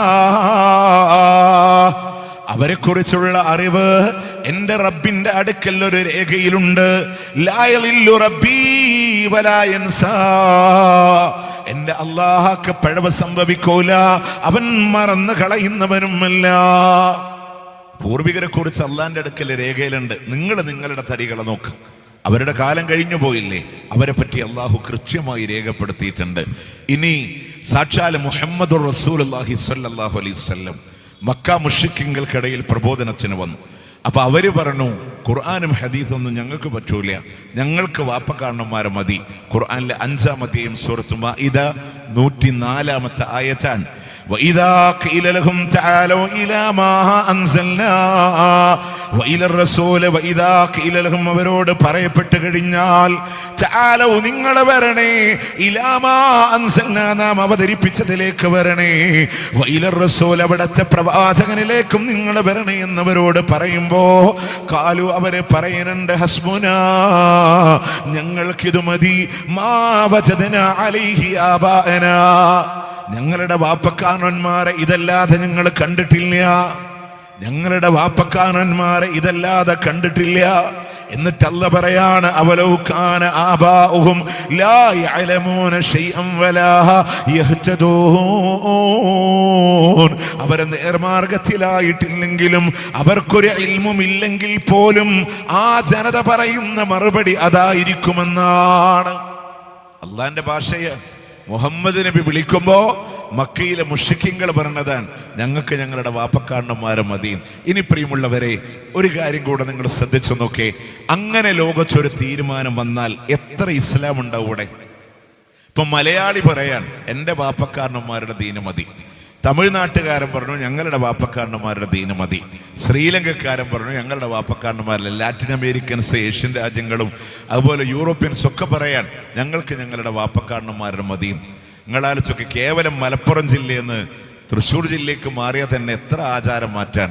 നിങ്ങളാലോചിച്ചൊക്കെ ഇവിടെ നിന്ന് മലപ്പുറത്തുനിന്നൊരു കുട്ടീനെ പിന്നെ പട്ടാമ്പിക്കോ പെരുമ്പിലാവുക്കോ ഇനി അതല്ല കോഴിക്കോട്ടേക്കോ വിവാഹം കഴിച്ചു കൊടുത്തെന്ന് വിചാരിക്കാം. ആ മകളെ കെട്ടിച്ച വീട്ടിലൊരു മരണം നടന്നാൽ ഇവിടുന്ന് വിളിച്ചു ചോദിക്കും നിങ്ങളുടെ നാട്ടിലെ ആചാരങ്ങൾ എന്തൊക്കെയാ? 3 ആണോ 5 ആണോ 7 ആണോ? എന്തെങ്കിലും കൊണ്ടുവരേണ്ടതുണ്ടോ? ഐനാസ് വേണോ? 51 വേണോ? പഞ്ചസാര ടിന്ന് വേണോ? ബിസ്ക്കറ്റിൻ്റെ ടിന്ന് വേണോ? ഇവിടൊക്കെ നാട്ടിലൊക്കെ 3 ആണ് അല്ലേ? പല നാട്ടിലും പലതാണ്. ഇപ്പം ഞങ്ങൾ തൃശ്ശൂർ ജില്ലക്കാരൻ, ഞങ്ങളുടെ നാട്ടിൽ 5 ഞാൻ ഫസ്റ്റ് PSC കിട്ടി ജോലി ചെയ്തത് കൊല്ലം ജില്ലയിലാണ്. അവിടെ 3-ാം ഫാത്തിഹ കണ്ണോക്കെന്നും പറയും, 3-ാം ഫാത്തിഹ എന്നും പറയും അല്ലേ? പാലക്കാട് ജില്ലയുടെ ചില പ്രാന്തപ്രദേശങ്ങളിൽ 7 നിങ്ങൾ ആലോചിച്ചതൊക്കെ ഇന്ന് വരെ നമുക്ക് വിളിച്ചു വയ്ക്കേണ്ടി വന്നു. നിങ്ങളുടെ നാട്ടിൽ ദുഹറത്ര 4 തന്നെയാണോ? ഞങ്ങൾ മലപ്പുറത്ത് ഇപ്പോഴും 4 നിങ്ങളുടെ നാട്ടിലിപ്പോ ഇഷ 4 ഇങ്ങനെ എന്താ സുന്നത്താണ്, അതിലൊരിക്കലും മാറ്റം ഉണ്ടാവില്ല. മനുഷ്യനിർമ്മിതികളായ ദീനുകൾക്ക് മാറ്റങ്ങൾ വരാൻ.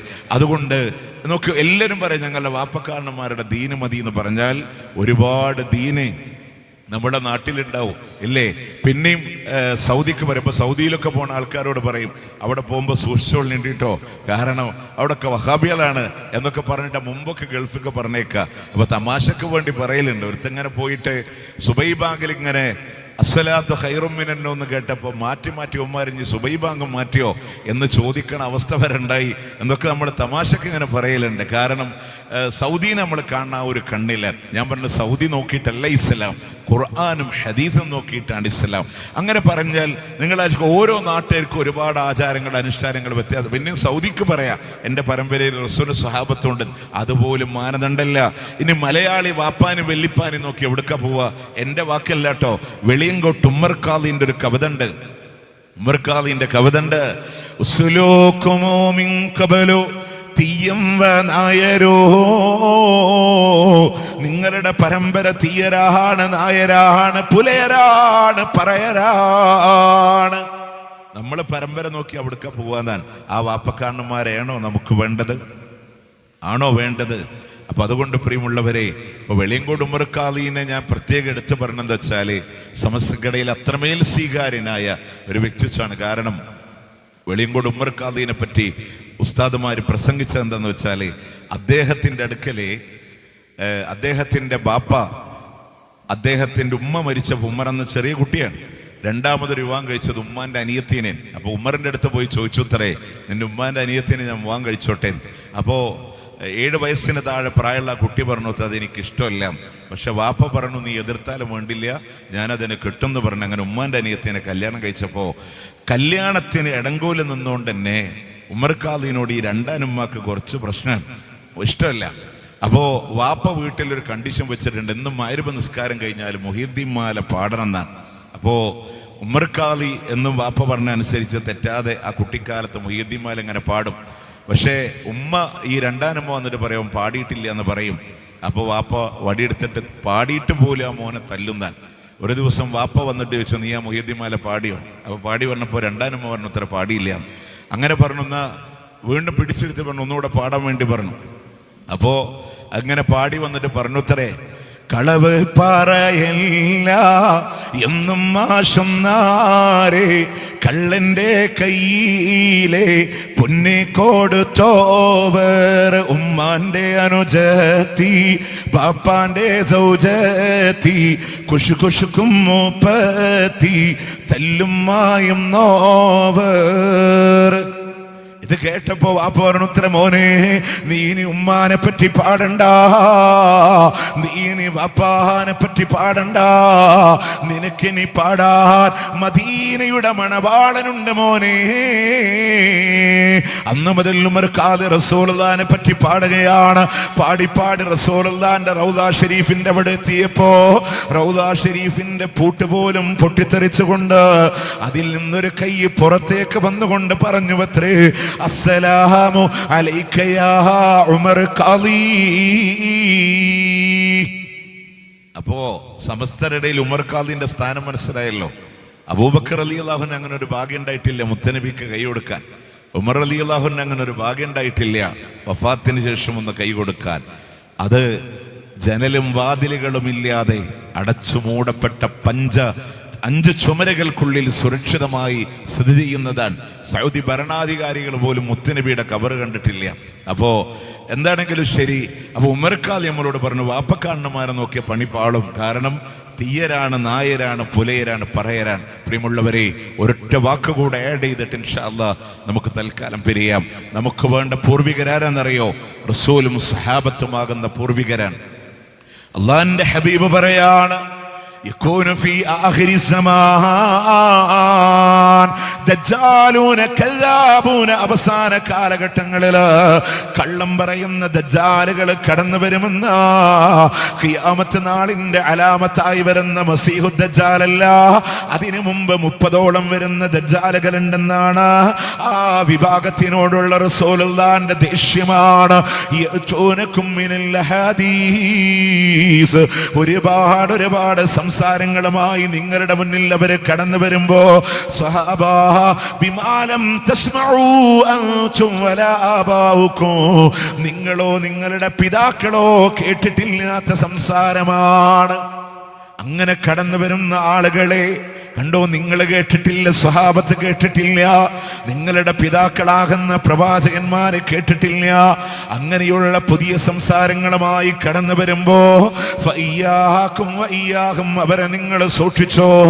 ലാ യുദില്ലൂനകും വലാ യുഫ്തിനൂനകും, അവർ നിങ്ങളെ വഴികേടിലാക്കാതിരിക്കട്ടെ, അവർ നിങ്ങളെ നാശത്തിൽ അകപ്പെടുത്താതിരിക്കട്ടെ.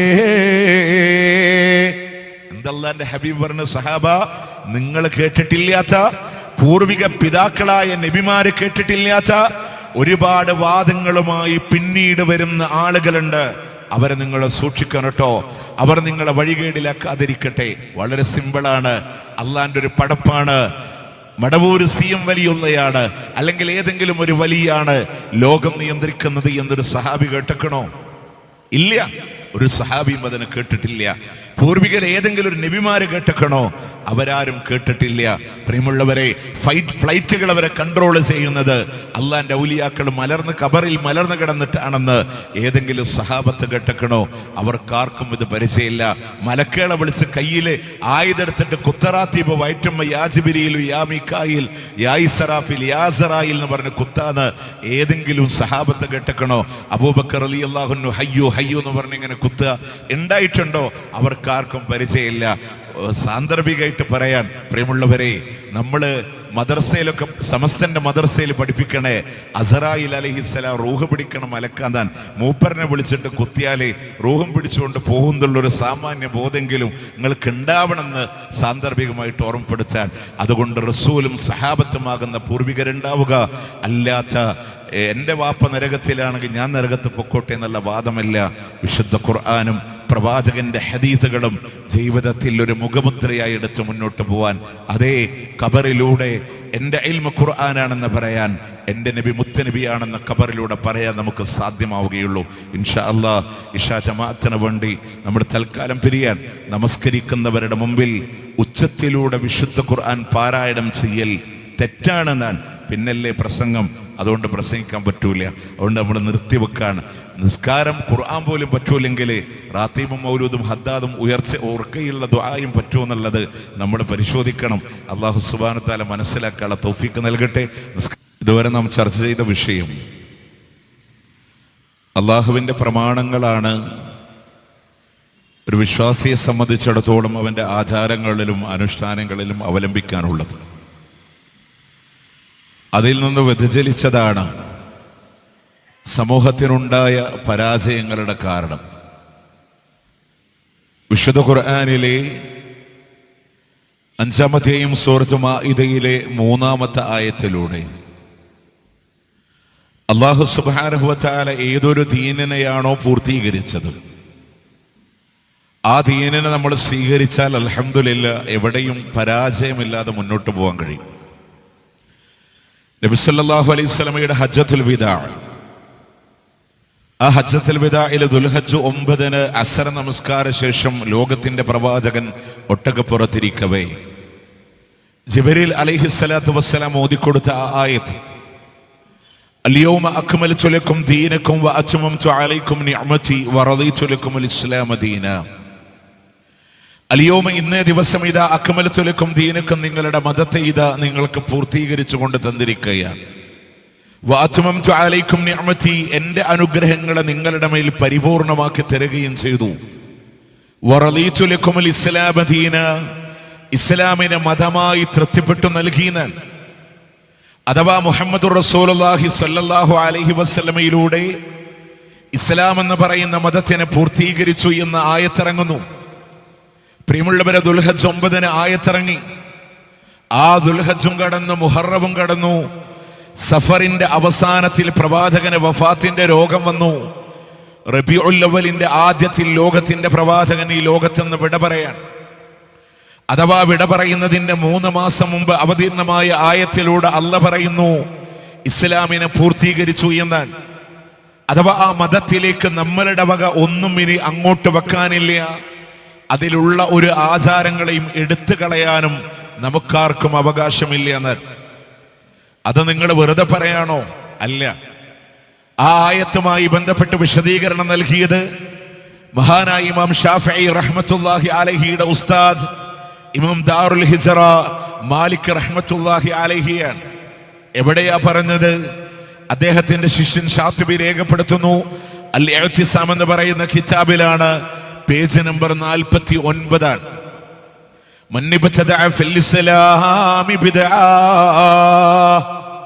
ആരെങ്കിലും മതത്തിലൂടെ പുതിയൊരു ആചാരത്തെ കൊണ്ടുവന്നാൽ അതിന് അവൻ നല്ലതല്ലേ എന്ന് കാണുക കൂടെ ചെയ്തു പോയാൽ, മതത്തിൽ പുതിയൊരു ആചാരത്തെ കൊണ്ടുവന്നിട്ട് അത് നല്ലതല്ലേ എന്ന് കാണുക കൂടെ ചെയ്തു പോയാൽ അവൻ വാദിക്കുന്ന വാദം എന്താണെന്നറിയോ? അന്ന മുഹമ്മദൻ സ്വല്ലല്ലാഹു അലൈഹി വസല്ലമ ഖദ് ഖാന ഫി റിസാല, അല്ലാഹുവിന്റെ മുത്ത് റസൂല് അവിടുത്തെ ദൗത്യത്തിലൂടെ വഞ്ചന കാണിച്ചു എന്നാണ്. എന്താ പറഞ്ഞത്? ആരെങ്കിലും മതത്തിൽ പുതിയൊരാചാരം കൊണ്ടുവന്ന് നല്ലതല്ലേ എന്ന് പറഞ്ഞാൽ, ഇപ്പൊ നിങ്ങൾ ആലോചിച്ചൊക്കെ മതത്തിൽ ഒരുപാട് പുതിയ ആചാരങ്ങൾ ഇങ്ങനെ കടന്നു വരും. ഇപ്പോ ജയിലാനി ദിനങ്ങൾ വരും, നിബിധനങ്ങൾ വരും. അപ്പൊ നമ്മൾ സാധാരണ ആളുകളൊക്കെ കേൾക്കും പ്രവാചകന്റെ കാലഘട്ടത്തിൽ ഇതില്ലല്ലോ, സഹാബത്ത് ആരും അവരുടെ ജീവിതത്തിൽ ഇങ്ങനെ ഒരു ആചാരം കൊണ്ടു നടന്നിട്ടില്ലല്ലോ, അതിനേക്കാൾ ശ്രേഷ്ഠതയുണ്ടോ എന്ന് ചോദിക്കുമ്പോൾ പറയും അതില്ലെങ്കിലും നല്ല പുത്തൻ ആചാരാൻ ബിദ്അത്തുൻ ഹസനയാണ് എന്നൊരു വ്യാഖ്യാനം നൽകുന്ന ആളുകളുണ്ട്. ഇമാം മാലിക് പറയാ നല്ലതല്ലേ എന്ന് പറഞ്ഞ് കൊണ്ടുവരുമ്പോൾ അവൻ വാദിക്കുന്ന വാദം എന്താണ്? അള്ളാന്റെ റസൂല് വഞ്ചകനാണെന്നാണ്. കാരണം അള്ളാഹ് പറയുന്നു ഇസ്ലാമിനെ പൂർത്തീകരിച്ചു. ഇപ്പൊ നോക്കേ, അള്ളാന്റെ ഹബീബ് അവിടുന്ന് പ്രവാചകനായി ജീവിച്ച കാലഘട്ടങ്ങളിൽ ഒരു റബീഉൽ അവ്വൽ 12 പോലും മുത്തുനബി കൊണ്ടാടിയില്ല. ഇല്ല. നമ്മൾ ആലോചിച്ചൊക്കെ നമ്മൾ ആ ആചാരത്തിനെ പുതുതായി കൊണ്ടുവരുമ്പോ നമ്മൾ പറയണ എന്താണ്? അത് മതത്തിൽ പുണ്യമാണ്, കൂലിയുണ്ട്, ലൈലത്തുൽ ഖദറിനേക്കാളും പുണ്യമുണ്ട് എന്ന് പറയുമ്പോൾ ഈ നല്ല കാര്യം നമ്മളോട് പറയാതെ അള്ളാന്റെ റസൂൽ നമ്മളെ വഞ്ചിച്ചു എന്നാണ് അവൻ വാദിക്കുന്നത് എന്ന് ഇമാം മാലിക് റഹ്മത്തുള്ളാഹി അലൈഹി. അടുത്ത വാക്ക് അടിവരയിട്ട് വെച്ചോ. فما لم يكن يومئذ دينا فلا يكون اليوم دينا.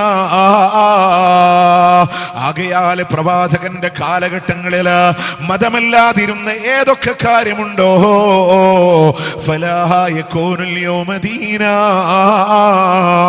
അതിന്നും നിങ്ങൾക്ക് മതമല്ല. പ്രവാചകന്റെ കാലഘട്ടങ്ങളില് ആയുധമെടുത്ത് ശരീരത്തിലൂടെ പ്രഹരിക്കുന്ന കുത്തറാത്തീബ് എന്ന് പറയുന്ന ആചാരമില്ലെങ്കിൽ അതിന്നും നിങ്ങൾക്ക് ദീനല്ല. പ്രവാചകന്റെ കാലഘട്ടങ്ങളിൽ ചാടിക്കളിക്കുന്ന ഷാദുലി റാത്തീബ് എന്ന് പറയുന്ന ആചാരമില്ലെങ്കിൽ അതിന്നും നിങ്ങൾക്ക് ദീനല്ല. റസൂലുള്ളാഹിന്റെ കാലഘട്ടത്തിൽ മജ്ലിസുൻ നൂറോ മഹ്ദറത്തുൽ ബദരിയോ ഇല്ലെങ്കിൽ അതിന്നും നിങ്ങൾക്ക് ദീനല്ല. റസൂലുള്ളാഹിന്റെ കാലഘട്ടങ്ങളിൽ ജീലാനി ദിനങ്ങളില്ലെങ്കിൽ അതിന്നും നിങ്ങൾക്ക് ദീനല്ല. റസൂലുള്ളാഹിന്റെ കാലഘട്ടത്തിൽ കാലഘട്ടങ്ങളിലാണ് ലോകത്തിലെ ഏറ്റവും വലിയ ഔലിയാക്കൾ കടന്നുപോയത് എങ്കിൽ അവരുടെ ആരുടെയും ചാരം ഇതുവരെ ലോകത്തിന്റെ പ്രവാചകൻ പഠിച്ചിട്ടില്ലെങ്കിൽ അതിന്നും നിങ്ങൾക്ക് ദീനല്ല. പ്രവാചകന്റെ കാലഘട്ടങ്ങളിൽ അവിടുത്തെ ഉമ്മമാര് പള്ളിയിലേക്ക് പോയിട്ടില്ലെങ്കിൽ അതിന്നും നിങ്ങൾക്ക് ദീനല്ല. അന്ന് പോയിട്ടുണ്ടെങ്കിലോ ഇന്നും നിങ്ങൾക്ക് ദീനാ. അന്നുള്ളതേ ഇന്ന് ദീനായി മാറാൻ പാടുള്ളൂ. അന്നില്ലാത്തതൊന്നും ഇന്നും നിങ്ങൾക്ക് ദീനല്ല എന്ന് മഹാനായി ഇമാം മാലിക് റഹ്മത്തുള്ളാഹി അലൈഹി നമ്മൾ ആലോചിച്ചൊക്കെ ആ ഖുർആനെന്നും ഹദീസെന്നും വ്യതിചലിച്ചിട്ട് എന്തൊക്കെ കാര്യങ്ങളാണ് മതമായി നമ്മൾ കൊണ്ടുവന്നത്. ഒറ്റ കാര്യം ചെയ്താൽ മതി, ഒരു ദിവസം മതമായി ചെയ്യുന്ന മുഴുവൻ കാര്യങ്ങളും ടിക്ക് ചെയ്യാം. എന്നിട്ട് അതിൽ 1400 പഴക്കമുള്ളതൊക്കെ നമ്മൾ സ്വീകരിക്കാം. എങ്ങനെ? രാവിലെ എണീറ്റത്, പല്ല് തേച്ചത്, വുളൂ എടുത്തത്, സുബഹി നിസ്കരിച്ചത്, ഒരു മുഹിയദ്ദീമാല പാടിയത്, ഒരു ഹദ്ദാദ് ചൊല്ലിയത്, പിന്നീട് അവിടെ നിന്ന് മുത്തുനബിക്ക് വേണ്ടി സ്വലാത്ത് ചൊല്ലിയത്, പിന്നൊരു നാരിയ സ്വലാത്തിൽ പോയത്, പിന്നെ ദുഹാ നിസ്കരിച്ചത്, മുഴുവൻ ഒരു പേപ്പറിൽ ഇങ്ങനെ എഴുതി വെക്കാം. അതിലെ നോക്കി ദന്തശുദ്ധീകരണത്തിന് കൂലിയുണ്ടെന്ന് പറയാൻ 1400 പഴക്കമുണ്ട്. വുളൂ എടുത്തതിന് പ്രതിഫലമുണ്ടെന്ന് പറയാൻ 1400 പഴക്കമുണ്ട്. സുബഹി നിസ്കാരത്തിന് 1400 പഴക്കമുണ്ട്. മുത്തുനബിക്ക് സ്വലാത്ത് ചൊല്ലുന്നതിന് 1400 പഴക്കമുണ്ട്. അതിനിടയിൽ ഒരു മുഹിയദ്ദീമാല അത് 416 കൊല്ലത്തില് ബ്ലോക്കായി കോഴിക്കോട് നിന്നു. മുത്തുനബിക്ക് എത്തിയില്ല കോഴിക്കോട് ഞാൻ കണ്ടന്നാറിവാളൻ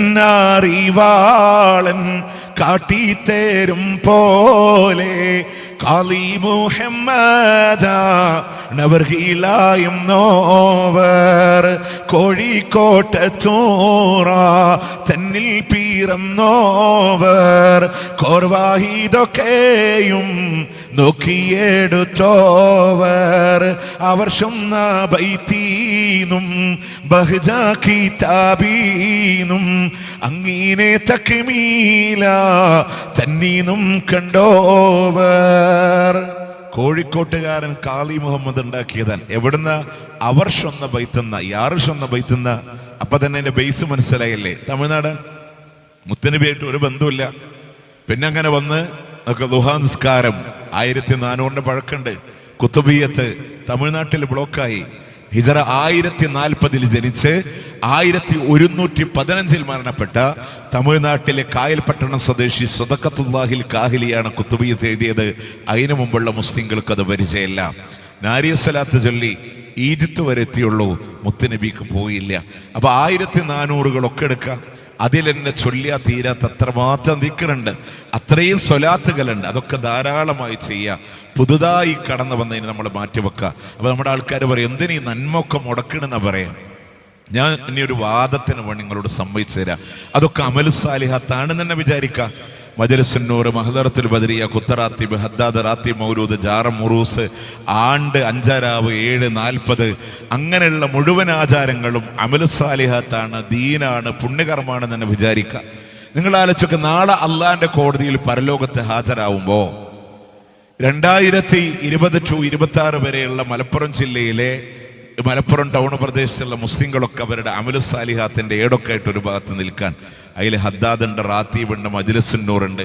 ഞാൻ 2026 എന്ന് പറഞ്ഞത് 2020 ഉസ്താദിന്റെ ഏടിൽ മജ്‌ലിസുന്നൂർ ഉണ്ടാവില്ല. കാരണം അത് തുടങ്ങിയിട്ട് 10-12 കൊല്ലയിട്ടുള്ളൂ. അതിന് മുമ്പുള്ളവർക്ക് അത് പരിചയമില്ല.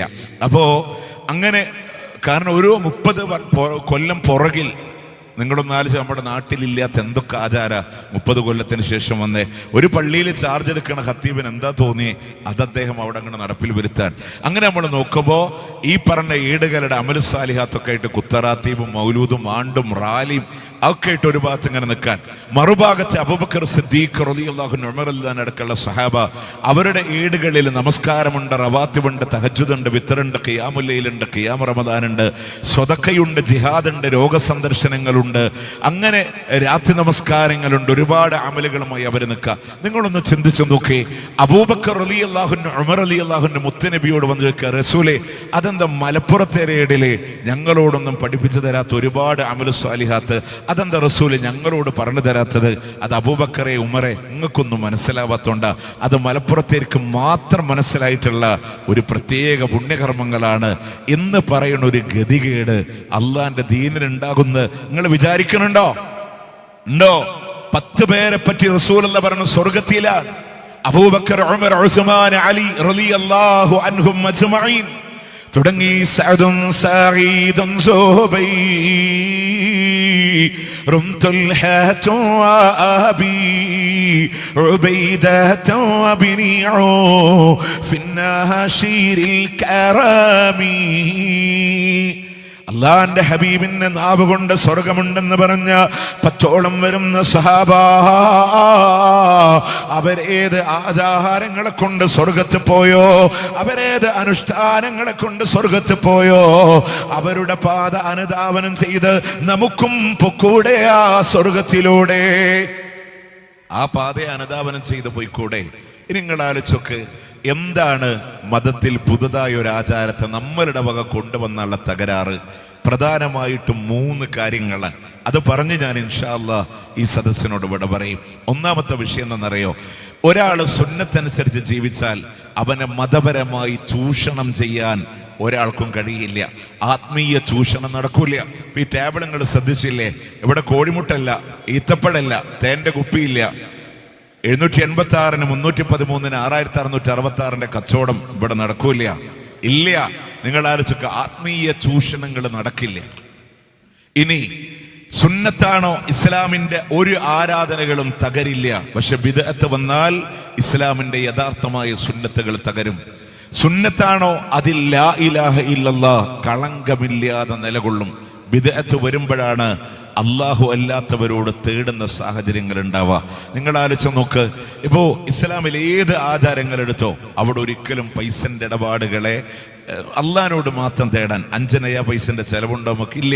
വൈദ്യശേഖനോട് തേടണമെങ്കിൽ മിനിമം 2 കിലോ അരിയും 2 കിലോ ചിക്കനും 1000 രൂപ കൈമുടക്കൂല്ലാണ്ട് നടക്കൂലല്ലോ. അള്ളാഹിനോട് മാത്രം തേടാൻ 5 നയ പൈസന്റെ ആവശ്യമില്ല. ഇപ്പൊ നമ്മുടെ നാട്ടിലുണ്ടാക്കിയ അൽഫാത്തിഹ വിളിക്കുക എന്ന് പറഞ്ഞ ചടങ്ങില്ലേ? പുതുമണവാളൻ ഇറങ്ങുമ്പോ അൽഫാത്തിഹ, നിക്കാഹ് നടന്നാലും അൽഫാത്തിഹ, ഗൾഫിലേക്ക് യാത്ര തിരിക്കുമ്പോഴും അൽഫാത്തിഹ, മയ്യത്തിറക്കുമ്പോഴും അൽഫാത്തിഹ. അൽഫാത്തിഹ വിളിക്കുന്നിടത്തെല്ലാം ഗാന്ധിത്തല. എവിടൊക്കെ അൽഫാത്തിഹ ഉണ്ടോ അവിടൊക്കെ ഒരു കച്ചവടം ഉണ്ട്. അതിന്റെ അർത്ഥം ദുആ ഇല്ല എന്നാണോ? അതിന്റെ വ്യത്യാസം എവിടെ നിന്നറിയോ? നിങ്ങളുടെ 4ാം ക്ലാസ് പഠിക്കണ ഇവിടുത്തെ വിസ്തത്തിന്റെ മദ്രസ ഉണ്ടല്ലോ, അവിടുത്തെ കുട്ടിയോട് നിങ്ങൾ ചോദിക്കും, മോനെ വാപ്പ ഗൾഫ് പോകുമ്പോ എങ്ങനെ പ്രാർത്ഥിക്കണ്ടേ? അപ്പൊ കുട്ടി പറയും, വാപ്പാന്റെ കൈ പിടിക്കണം, അസ്തൗദില്ലാഹ ദീനക വ അമാനതക എന്ന് പറഞ്ഞ് വാപ്പാക്ക് വേണ്ടി ദുആ ചെയ്യണമെന്ന് ആ കുട്ടി പറയും. ഇനി നിങ്ങൾ ആലോചിക്കും, നാട്ടും പുറത്ത് സാധാരണ നമ്മുടെ മക്കളോട് നിങ്ങൾ ചോദിക്കും, മോനെ വാപ്പ ഗൾഫ് പോകുമ്പോ എങ്ങനെ ദുആ ചെയ്യാ? ഓൻ പറയും, പള്ളിയിൽ ഉസ്താദിനെ വിളിച്ചോണ്ടിരണം. ഇതാണ് അതിന്റെ മാറ്റം. ആ കുട്ടികൾക്ക് പ്രാർത്ഥന എന്താന്ന് പറഞ്ഞു കൊടുത്തില്ല. മരിച്ച വീട്ടിൽ നമ്മൾ ചെല്ലും, എന്നിട്ട് നമ്മൾ മയ്യത്ത് എക്സിബിഷൻ കാണുന്ന പോലെ മയ്യത്ത് കണ്ട് പുറത്തിറങ്ങിക്കും. അതിൻ്റെ ഇടയിൽ ഏതെങ്കിലും ഒരു ഉസ്താദ് വന്ന് അൽഫാത്തിഹ വിളിച്ച് നമ്മൾ അവിടെ ഉസ്താദിന്റെ ശ്വാസം വിടുന്നതിനനുസരിച്ച് നമ്മൾ ആമീൻ പറയും അല്ലേ? നിങ്ങൾ ആലോചിച്ചിട്ടുണ്ടോ? ഇവിടെ ഖുർആൻ ക്ലാസ്സിന് വരണ, അല്ലെങ്കിൽ പീസ് റേഡിയോയിലൂടെ ദീന് പഠിക്കണേ ഒരു ഉമ്മമാരോട്, സഹോദരിമാരോട്, പുരുഷന്മാരോട് നിങ്ങൾ ചോദിക്കും, ഒരു മയ്യത്ത് കാണുമ്പോൾ എങ്ങനെയാ പ്രാർത്ഥിക്കുക? അബൂ സലമ റളിയല്ലാഹു അൻഹു മരണപ്പെട്ടപ്പോ അല്ലാഹുവിന്റെ ഹബീബ് സല്ലല്ലാഹു അലൈഹി വസല്ലമ അബൂ സലമ റളിയല്ലാഹു അൻഹുവിന്റെ ജനാസ കാണാൻ വന്നു. അവിടുന്ന് ദുആ ചെയ്യുന്നുണ്ട്, അല്ലാഹുമ്മ അഗ്ഫിർലി അബീ സലമത, അബൂ സലമക്ക് നീ പൊറുച്ചു കൊടുക്കണേ അല്ലാഹ്. ആ ഹദീസുമായി ബന്ധപ്പെട്ട് ഉലമാക്കൾ പറയാണ്, മയ്യത്തിന്റെ പേര് പറഞ്ഞ് ദുആ ചെയ്യാ, അതല്ലെങ്കിൽ അല്ലാഹുമ്മ അഗ്ഫിർലി ഹാദൽ മയ്യിത്ത് എന്ന് പറഞ്ഞ് അല്ലാഹുമ്മ അഗ്ഫിർലി ഫുലാൻ എന്ന് പറഞ്ഞ് ദുആ ചെയ്യാം അല്ലേ? പ്രാർത്ഥന ഇല്ലേ? പ്രാർത്ഥന ഉണ്ട്. യാത്ര ഇറങ്ങുമ്പോൾ പ്രാർത്ഥന ഇല്ലേ? പ്രാർത്ഥന ഉണ്ട്. ഞാൻ ഈ സാധാരണക്കാരനോട് വേണ്ടി പറയാട്ടോ, നമ്മളിവിടെ ജോലി ഇല്ലാതെ പ്രയാസപ്പെട്ട് നാട്ടിൻപുറത്തൊക്കെ നടക്കുമ്പോൾ ഒരു വിസ ഒത്തു വന്നൊന്ന് വിചാരിക്കാൻ.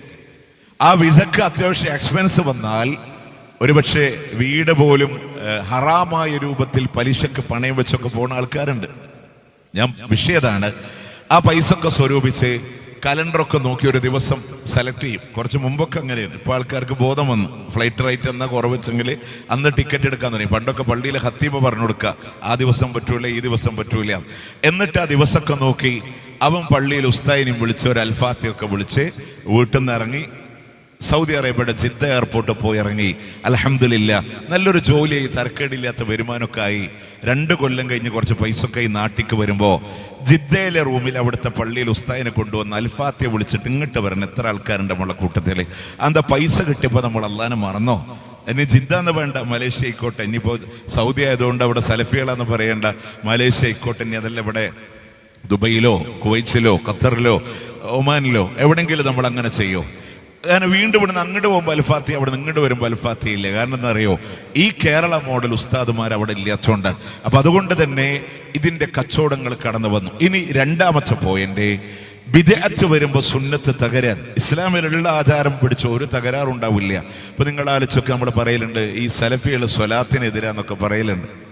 അതിന്റെ കാരണം എന്താ അറിയാം? ഇപ്പം നമ്മളിവിടെ നിങ്ങളുടെ മലപ്പുറത്ത് കോണോമ്പാറയിൽ സ്വലാത്ത് നഗർ, അങ്ങനെയുള്ള നഗറിക്കൊന്നും നമ്മൾ പോകലില്ല. സ്വലാത്ത് കച്ചവടത്തിന് നമ്മൾ നിൽക്കലില്ല. ഞാൻ പറഞ്ഞു ബിദ്അത്ത് വരുമ്പോൾ സുന്നത്ത് തകരുന്നുള്ളതിൻ്റെ ഒരു തെളിവ് പറയാം. അധിക വർഷമായിട്ടില്ല, മലപ്പുറത്ത് ഒരുപാട് എക്സ്പീരിയൻസ് ഉള്ള ആളുകളാണല്ലോ. ഇപ്പോൾ ഞാനൊക്കെ ഒരു 37 വയസ്സ് കഴിഞ്ഞ ഒരാളാണ്. എൻ്റെ ഓർമ്മയിലാണ് മലപ്പുറം ജില്ലയിൽ കോണോമ്പാറയിലെ സ്വലാത്ത് നഗർ തുടങ്ങിയത്. അപ്പം എന്നെക്കാൾ ഏജുള്ള ആളുകൾക്കറിയാലോ ഏത് വർഷം ഇവിടെ തുടങ്ങിയെന്നല്ലേ. അതിന് ആദ്യത്തെ കേരളത്തെ റമദാനിൽ അവസാനത്തെ 10 സ്വലാത്ത് നഗരിക്ക് വരിക എന്ന് പറഞ്ഞ് തുടങ്ങിയത് അവിടെയാണ്. തൊട്ടു പിന്നാലെ ഞങ്ങളുടെ നാടായ തൃശ്ശൂർ ജില്ലയിലെ ഇവിടെ 27 രാവിന് വന്നു, 23 രാവിന് കൂരിക്കുടിയിൽ സ്വലാത്ത് നഗർ വന്നു, പിന്നെ കൊല്ലം ജില്ലയിലെ കാദ്സിയയിലെ സ്വലാത്ത് നഗർ വന്നു. ചുരുക്കി പറഞ്ഞ റമദാനിലെ 21, 23, 25, 27, 29 ഒറ്റയാക്കപ്പെട്ട രാവ് മുഴുവൻ ആളുകൾ പള്ളിയിൽ നിന്ന് പുറത്തേക്ക് പോകാൻ തുടങ്ങി. ഇനി ഇങ്ങോട്ട് നോക്കേ, പ്രവാചകന്റെ സുന്നത്ത് എന്താ? അള്ളാന്റെ മുത്തറസൂൽ ഈ അവസാന 10 അള്ളാന്റെ പള്ളിയിലെ ഇത്തികാഫിരിക്കാറുണ്ടായിരുന്നു. ഈ ലോകത്തോട് വിട പറയുന്ന കൊല്ലമില്ലേ, 20 ദിവസമാണ് ലോകത്തിന്റെ പ്രവാചകൻ ഇത്തികാഫിരുന്നത്. 20 ദിവസമാണ് ഇത്തികാഫിരുന്നത്. അവസാനത്തെ 10 അള്ളാന്റെ പള്ളിയിലാണ് ലോകത്തിന്റെ പ്രവാചകൻ ഇരുന്നത്. നമ്മളൊക്കെ പള്ളി വിട്ട് പുറത്തു പോയി. ഇതറിയാത്തോണ്ടൊന്നും എല്ലാവർക്കും. കാരണം റബീഉൽ അവ്വൽ മാസത്തിൽ നബിദിനത്തിന് ഡുണ്ടുണ്ടും ദഫ് കൊട്ടും എന്താ പറഞ്ഞത്? 30 നാളിലെ നോമ്പിന്റെ പോരിഷ കഥയിലൊന്ന് മൊതുങ്ങൂല, മുത്ത് റസൂലെന്ന് പാതിരാവിലും മുസല്ലാ വിട്ടിട്ടിറങ്ങാറില്ല. അള്ളാന്റെ റസൂല് പാതിരാത്രി പോലും മുസല്ല വിട്ട് പള്ളിയിൽ നിന്ന് പോവില്ല. ഇത് നമ്മൾ പാടിയിട്ടാണ് മുസല്ലിം കൊണ്ട് ഓടിയത് അല്ലേ? അപ്പോ ബിദ്അത്ത് വന്നപ്പോ യഥാർത്ഥമായ സുന്നത്തുകൾ നശിക്കാൻ തുടങ്ങി എന്നുള്ളതാണ്. പെരുന്നാളിന്റെ റസൂലുള്ളാഹി സ്വല്ലല്ലാഹു അലൈഹി വസല്ലമ ജബ്ബാന എന്ന് പറഞ്ഞ മുസല്ലായിലാണ് പ്രവാചകൻ പെരുന്നാൾ നിസ്കരിച്ചത്. അന്ന് നമ്മൾ എല്ലാവരും തിരിച്ചെവിടേക്ക് കയറ്റി? പള്ളിക്കോടി കയറ്റി. പുറത്ത് നിസ്കരിച്ചാൽ ശരിയാവില്ല എന്ന് പറഞ്ഞു ഇല്ലേ? എന്താണോ റസൂൽ എന്ന് പറഞ്ഞതിന് നേരെ. ഞാൻ ആ സ്വലാത്തിന്റെ വിഷയം പറഞ്ഞുകൊണ്ട് അത് പറഞ്ഞു എന്ന് മാത്രം. അതുപോലെ തന്നെ പ്രവാചകന്റെ ജന്മദിനം ആഘോഷിക്കുന്ന ആളുകളോട് നിങ്ങൾ റസൂൽ ജനിച്ച ദിവസം എങ്ങനെ കാണാനാണ് നമ്മളോട് പറഞ്ഞേ? സ്വഹീഹ് മുസ്ലിം 1172 നമ്പർ ഹദീസ്.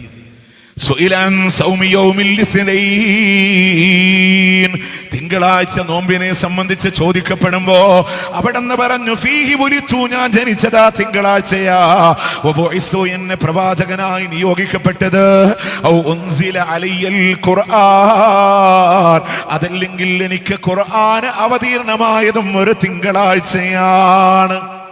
ഞാൻ ജനിച്ചത് തിങ്കളാഴ്ച, എന്നെ നബിയായി നിയോഗിച്ചത് തിങ്കളാഴ്ച. നോക്കണേ, എനിക്ക് വേദഗ്രന്ഥം അവതരിച്ചത് തിങ്കളാഴ്ച. ഹിറാ ഗുഹരത്തിന്റെ മുകിരത്തില് ലോകത്തിന്റെ പ്രവാചകൻ ഏകനായിരിക്കുമ്പോ നുബുവത്തിന്റെ ഇളം തെന്നലുമായി മലക്കു ജിബ്രീൽ അള്ളാന്റെ ഹബീബിന്റെ മുമ്പ് പെയ്തിറങ്ങിപ്പോയ നിമിഷമുണ്ടല്ലോ. ഇഖ്റാ ബിസ്മി റബ്ബിക്കല്ലദീ ഖലഖ് എന്ന് പറയുന്ന മനോഹരമായ ഖുർആനിന്റെ വചനങ്ങൾ അവതീർണത കുറിച്ചു പോയത്. അതൊരു തിങ്കളാഴ്ചയാണ്. അതുകൊണ്ട് എല്ലാ തിങ്കളും നിങ്ങൾ നോമ്പെടുത്തോ. മുല്ല ഉമർ എന്ന് പറയുന്ന പച്ച ഷിയാ വിശ്വാസി അള്ളാഹുവിന്റെ കഅബാലയത്തിലെ ഹജറുൽ അസ്വദിനെ മോഷ്ടിക്കാൻ ശ്രമിച്ച ഫാത്തിമിയാക്കള് ആ ഹജറുൽ അസ്വദ് കിട്ടാത്തതിന്റെ ദേഷ്യത്തില് ദൂരെ നിന്ന് അമ്പ് ചെയ്ത് ഹജറുൽ അസ്വദിനെ 7 കഷ്ണമാക്കി മാറ്റിയതും ഫാത്തിമിയാക്കള് ഇന്ന് ആ 7 കഷ്ണത്തിന് ഹജറുൽ അസ്വദിനെ കഅബാലയത്തിൽ ഒട്ടിച്ചു വെച്ചിരിക്കുകയാണ്. അവർ ലോകത്തോട് ഒരു ആചാരം പഠിപ്പിച്ചു. റബീഉൽ അവ്വൽ 12-ന് നബിദിനം കൊണ്ടാടണം. 6 ആൾക്കാരെ ജന്മദിനം പറഞ്ഞു. അത് ഫാത്തിമ ബീവിയുണ്ട്, ഹസൻ റളിയല്ലാഹുവിനുണ്ട്, ഹുസൈൻ റളിയല്ലാഹുവിനുണ്ട്, അലി റളിയല്ലാഹുവിനുണ്ട്, റസൂലുണ്ട്, ഖലീഫത്തുൽ ഹാദിർ എന്ന് പറയുന്ന അന്നത്തെ ഭരണാധികാരി. അങ്ങനെ 6 പേരുടെ ജന്മദിനം. പിന്നീട് അത് നിലച്ചുപോയി. പിന്നെ മുദഫർ രാജാവ് വീണ്ടും കെങ്കേമമാക്കി. നിങ്ങൾ ആലോചിച്ചൊക്കെ, തിങ്കളാഴ്ച റബീഉൽ അവ്വൽ 12 വന്ന നമ്മൾ നോമ്പെടുക്കോ പുട്ടടിക്കോ? ആരുടെ പാതയെ നമ്മൾ സ്വീകരിക്കാം? ആരുടെ പാതയെ സ്വീകരിക്കാം? നമ്മൾ മുല്ല ഉമർ എന്ന ഷിയാനെ സ്വീകരിച്ചു, മുത്ത് നബീനെ വലിച്ചെറിഞ്ഞു. ബിദ്അത്ത് വന്നാൽ സുന്നത്ത് തകരുമെന്നുള്ളത് യാഥാർത്ഥ്യമാണ്. ഇനി ബിദ്അത്ത് സുന്നത്തായ ഏത് ആചാരങ്ങൾ എടുത്തോ അത് തൗഹീദാണ്. ബിദ്അത്തിലൂടെയാണ് ശിർക്ക് വന്നത്. കുറച്ച് കാര്യമായിട്ട് പറയാനുള്ളത് അവിടെയാണ്. സുന്നത്തിൽ തൗഹീദേ ഉള്ളൂ, ബിദ്അത്തിലൂടെയാണ് ശിർക്ക് വന്നത്. പ്രിയമുള്ളവരെ, എന്താണ് ഇസ്ലാമിന്റെ സ്വലാത്ത്? നമ്മൾ പറയില്ലേ, സലഫികള് സ്വലാത്തില്ലാത്തവരാന്ന് ആൾക്കാർ പറയാ. എന്തുകൊണ്ടാ സ്വലാത്തില്ലാത്തവരാ പറയണേ? സ്വലാത്തിനെ കച്ചവടം ചെയ്യാനോ പുത്തൻ സ്വലാത്തിന്റെ പുറകിലോ നമ്മൾ ഓടൂല്ല. നമ്മൾ പറഞ്ഞു ധാരാളമായി സ്വലാത്ത് ചൊല്ലണം എന്ന് പറയാം. എന്താണ്? ഇപ്പൊ ഞാനിവിടെ മലപ്പുറത്ത് വന്ന് പ്രസംഗിച്ച് നിങ്ങളോട് പറയാം, ഈ പ്രോഗ്രാമിന് ചെലവുണ്ട്, അതുകൊണ്ട് കഴിവിന്റെ പരമാവധി എല്ലാവരും സ്വതക്ക തന്നിട്ട് പോണെന്ന് പറഞ്ഞ് ഈ മൈക്ക് ഇവിടെ ചരിച്ചു വെച്ച് ഒരു കസേരട്ട് ബക്കറ്റിട്ട് അവിടെ ഇരുന്ന് പൈസ ഉള്ളവരൊക്കെ കയറി വരാ സല്ലല്ലാഹു അലാ, ഈ പണിക്ക് നമ്മൾ നിൽക്കൂല. അപ്പൊ പറഞ്ഞു, കണ്ടോ ഇവര് സ്വലാത്തില്ലാച്ചോരാന്ന് പറഞ്ഞു. സദസ്സിന്റെ ആവേശം കൊള്ളിക്കാൻ വേണ്ടിയിട്ടൊരു സ്വലാത്ത്. അതിലെ അപകടം നമ്മൾ അറിയണില്ലേ? നമ്മൾ പറയുമ്പോൾ നിങ്ങൾ വിചാരിക്കും ആൾക്കാരെ മോശക്കാരാക്കി പറയാനാണ്. അല്ല, അതിലൊരു വലിയ തിന്മ നടക്കുന്നുണ്ട്. എന്താണെന്നറിയോ? ഞാൻ കുറച്ചു നേരം സംസാരിച്ച് സദസ്സ് വാടണമെന്ന് കണ്ടാൽ ഉടനെ എന്താ ഹബീബിന്റെ പേരിൽ സ്വലാത്ത് ചൊല്ലാത്തത്? ഹബീബായ റസൂലുള്ളാഹ്, അഷ്റഫുൽ ഖൽഖായ റസൂലുള്ളാഹ്, യാ മൻ ലം യംലഇൽ ബത്ന ബിശ്ശഈർ, യാ മുഹമ്മദുർ റസൂലുള്ളാഹ്, യാ മൻ ലം യൽബസിൽ ഹരീർ, യാ മുഹമ്മദുർ റസൂലുള്ളാഹ്. ഇത് കേൾക്കുമ്പോ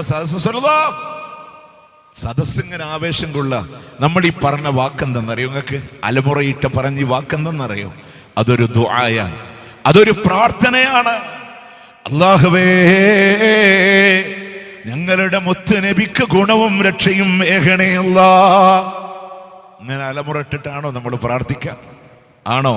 ഈ പരിപാടിക്ക് നമ്മൾ നിൽക്കാത്തോണ്ട് പറഞ്ഞു സ്വലാത്തില്ല ചോരാന്ന് പറഞ്ഞു. നിങ്ങൾ ആലോചിച്ചോക്ക്. ഇനി മാത്രമല്ല, ഇപ്പണ്ട് ഈ വീടുകളിലൊക്കെ ഒരു സ്ലിപ്പ് കൊണ്ടുവന്ന് തരല്ലേ.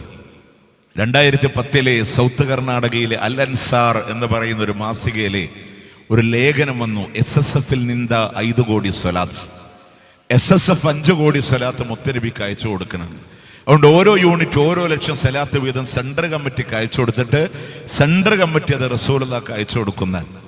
അപ്പോ അത് പിന്നെ നമ്മുടെ കേരളത്തേക്ക് വന്നു. നമ്മളിങ്ങനെ ആ സ്ലിപ്പിൽ ഇങ്ങനെ ചെയ്തപ്പോൾ ഞാൻ എൻ്റെ പേര് എഴുതി ഷാഫി ഹുസൈൻ 6214 സ്വലാത്ത്, എൻ്റെ ഉമ്മാൻ്റെ പേര് എഴുതി ഇത്ര സ്വലാത്ത് എഴുതി അത് നേരെ കൊണ്ടുപോയി കൊടുത്താൽ അത് പിന്നെ കൂറത്തങ്ങളോ ബായാർ തങ്ങളോ ഹലീൽ തങ്ങളോ ഒക്കെ വന്ന് റസൂലുള്ളാഹിക്ക് എന്ത് ചെയ്യും?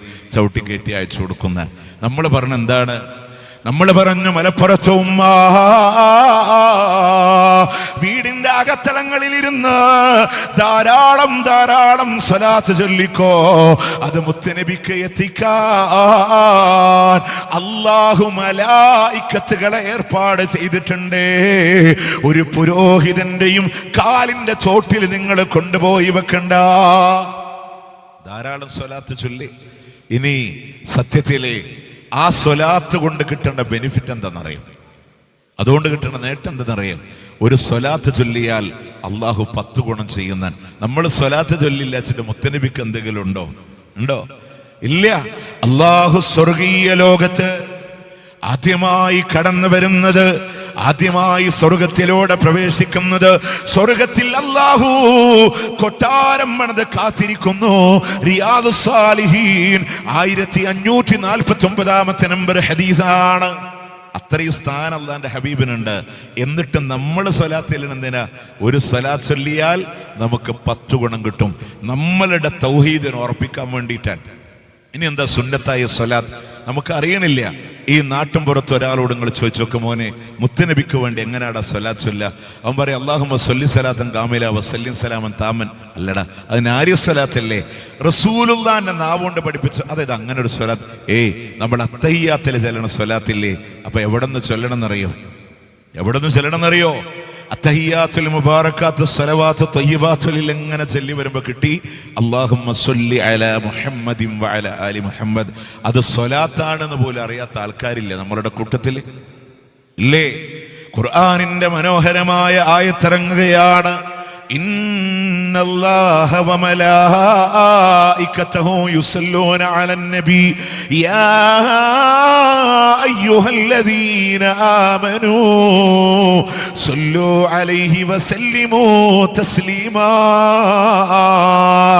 അല്ലാഹു മുത്തുനബിക്ക് ഗുണം ചെയ്യുന്നുണ്ട്, മലക്കുകൾ ഗുണത്തിന് വേണ്ടി തേടുന്നുണ്ട്. വിശ്വാസികളെ, ധാരാളം സ്വലാത്തും സലാമും നിങ്ങൾ ചൊല്ലണേയെന്ന് ആയത്തിറങ്ങുമ്പോ സ്വഹാബത്തോടി വരുന്നു റസൂലുള്ളാഹിന്റെ മുമ്പിലോട്. അല്ലാഹുവിന്റെ നബിയെ, എങ്ങനെയാണ് സലാം പറയേണ്ടതെന്ന് അങ്ങ് പഠിപ്പിച്ചു തന്നിട്ടുണ്ടെങ്കിൽ കൈഫ നുസല്ലി അലൈക യാ റസൂലല്ലാഹ്, എങ്ങനെയാണ് സ്വലാത്ത് ചൊല്ലേണ്ടത് എന്ന് ചോദിക്കുമ്പോ റിസാലത്തിന്റെ പൂച്ചുണ്ടുകൾ ചലിക്കുകയാണ്. അല്ലാഹുമ്മ സ്വല്ലി അലാ മുഹമ്മദിൻ വഅലാ ആലി മുഹമ്മദ്. 7ഓളം വരുന്ന വ്യത്യസ്തമായ സനദകളിലൂടെ കാണാ. അല്ലാഹുവേ, മുഹമ്മദ് നബിക്ക് നീ ഗുണം ചെയ്യണേ അല്ലാ, അവിടുത്തെ കുടുംബത്തിന് ഗുണം ചെയ്യണേ അല്ലാ, ഇബ്രാഹിം നബിക്കും കുടുംബത്തിനും നീ ഗുണം ചെയ്ത പോലെ അല്ലാഹുവിനോട് നബിക്ക് വേണ്ടി ചോദിക്കാൻ. ഇനി പുതിയ സ്വലാത്തിന്റെ പ്രശ്നം എന്താ? ഇപ്പൊ കോഴിക്കോട് നിന്നൊരു പുസ്തകം ഇറങ്ങുന്നുണ്ട്, താജുസ് സ്വലാത്ത്.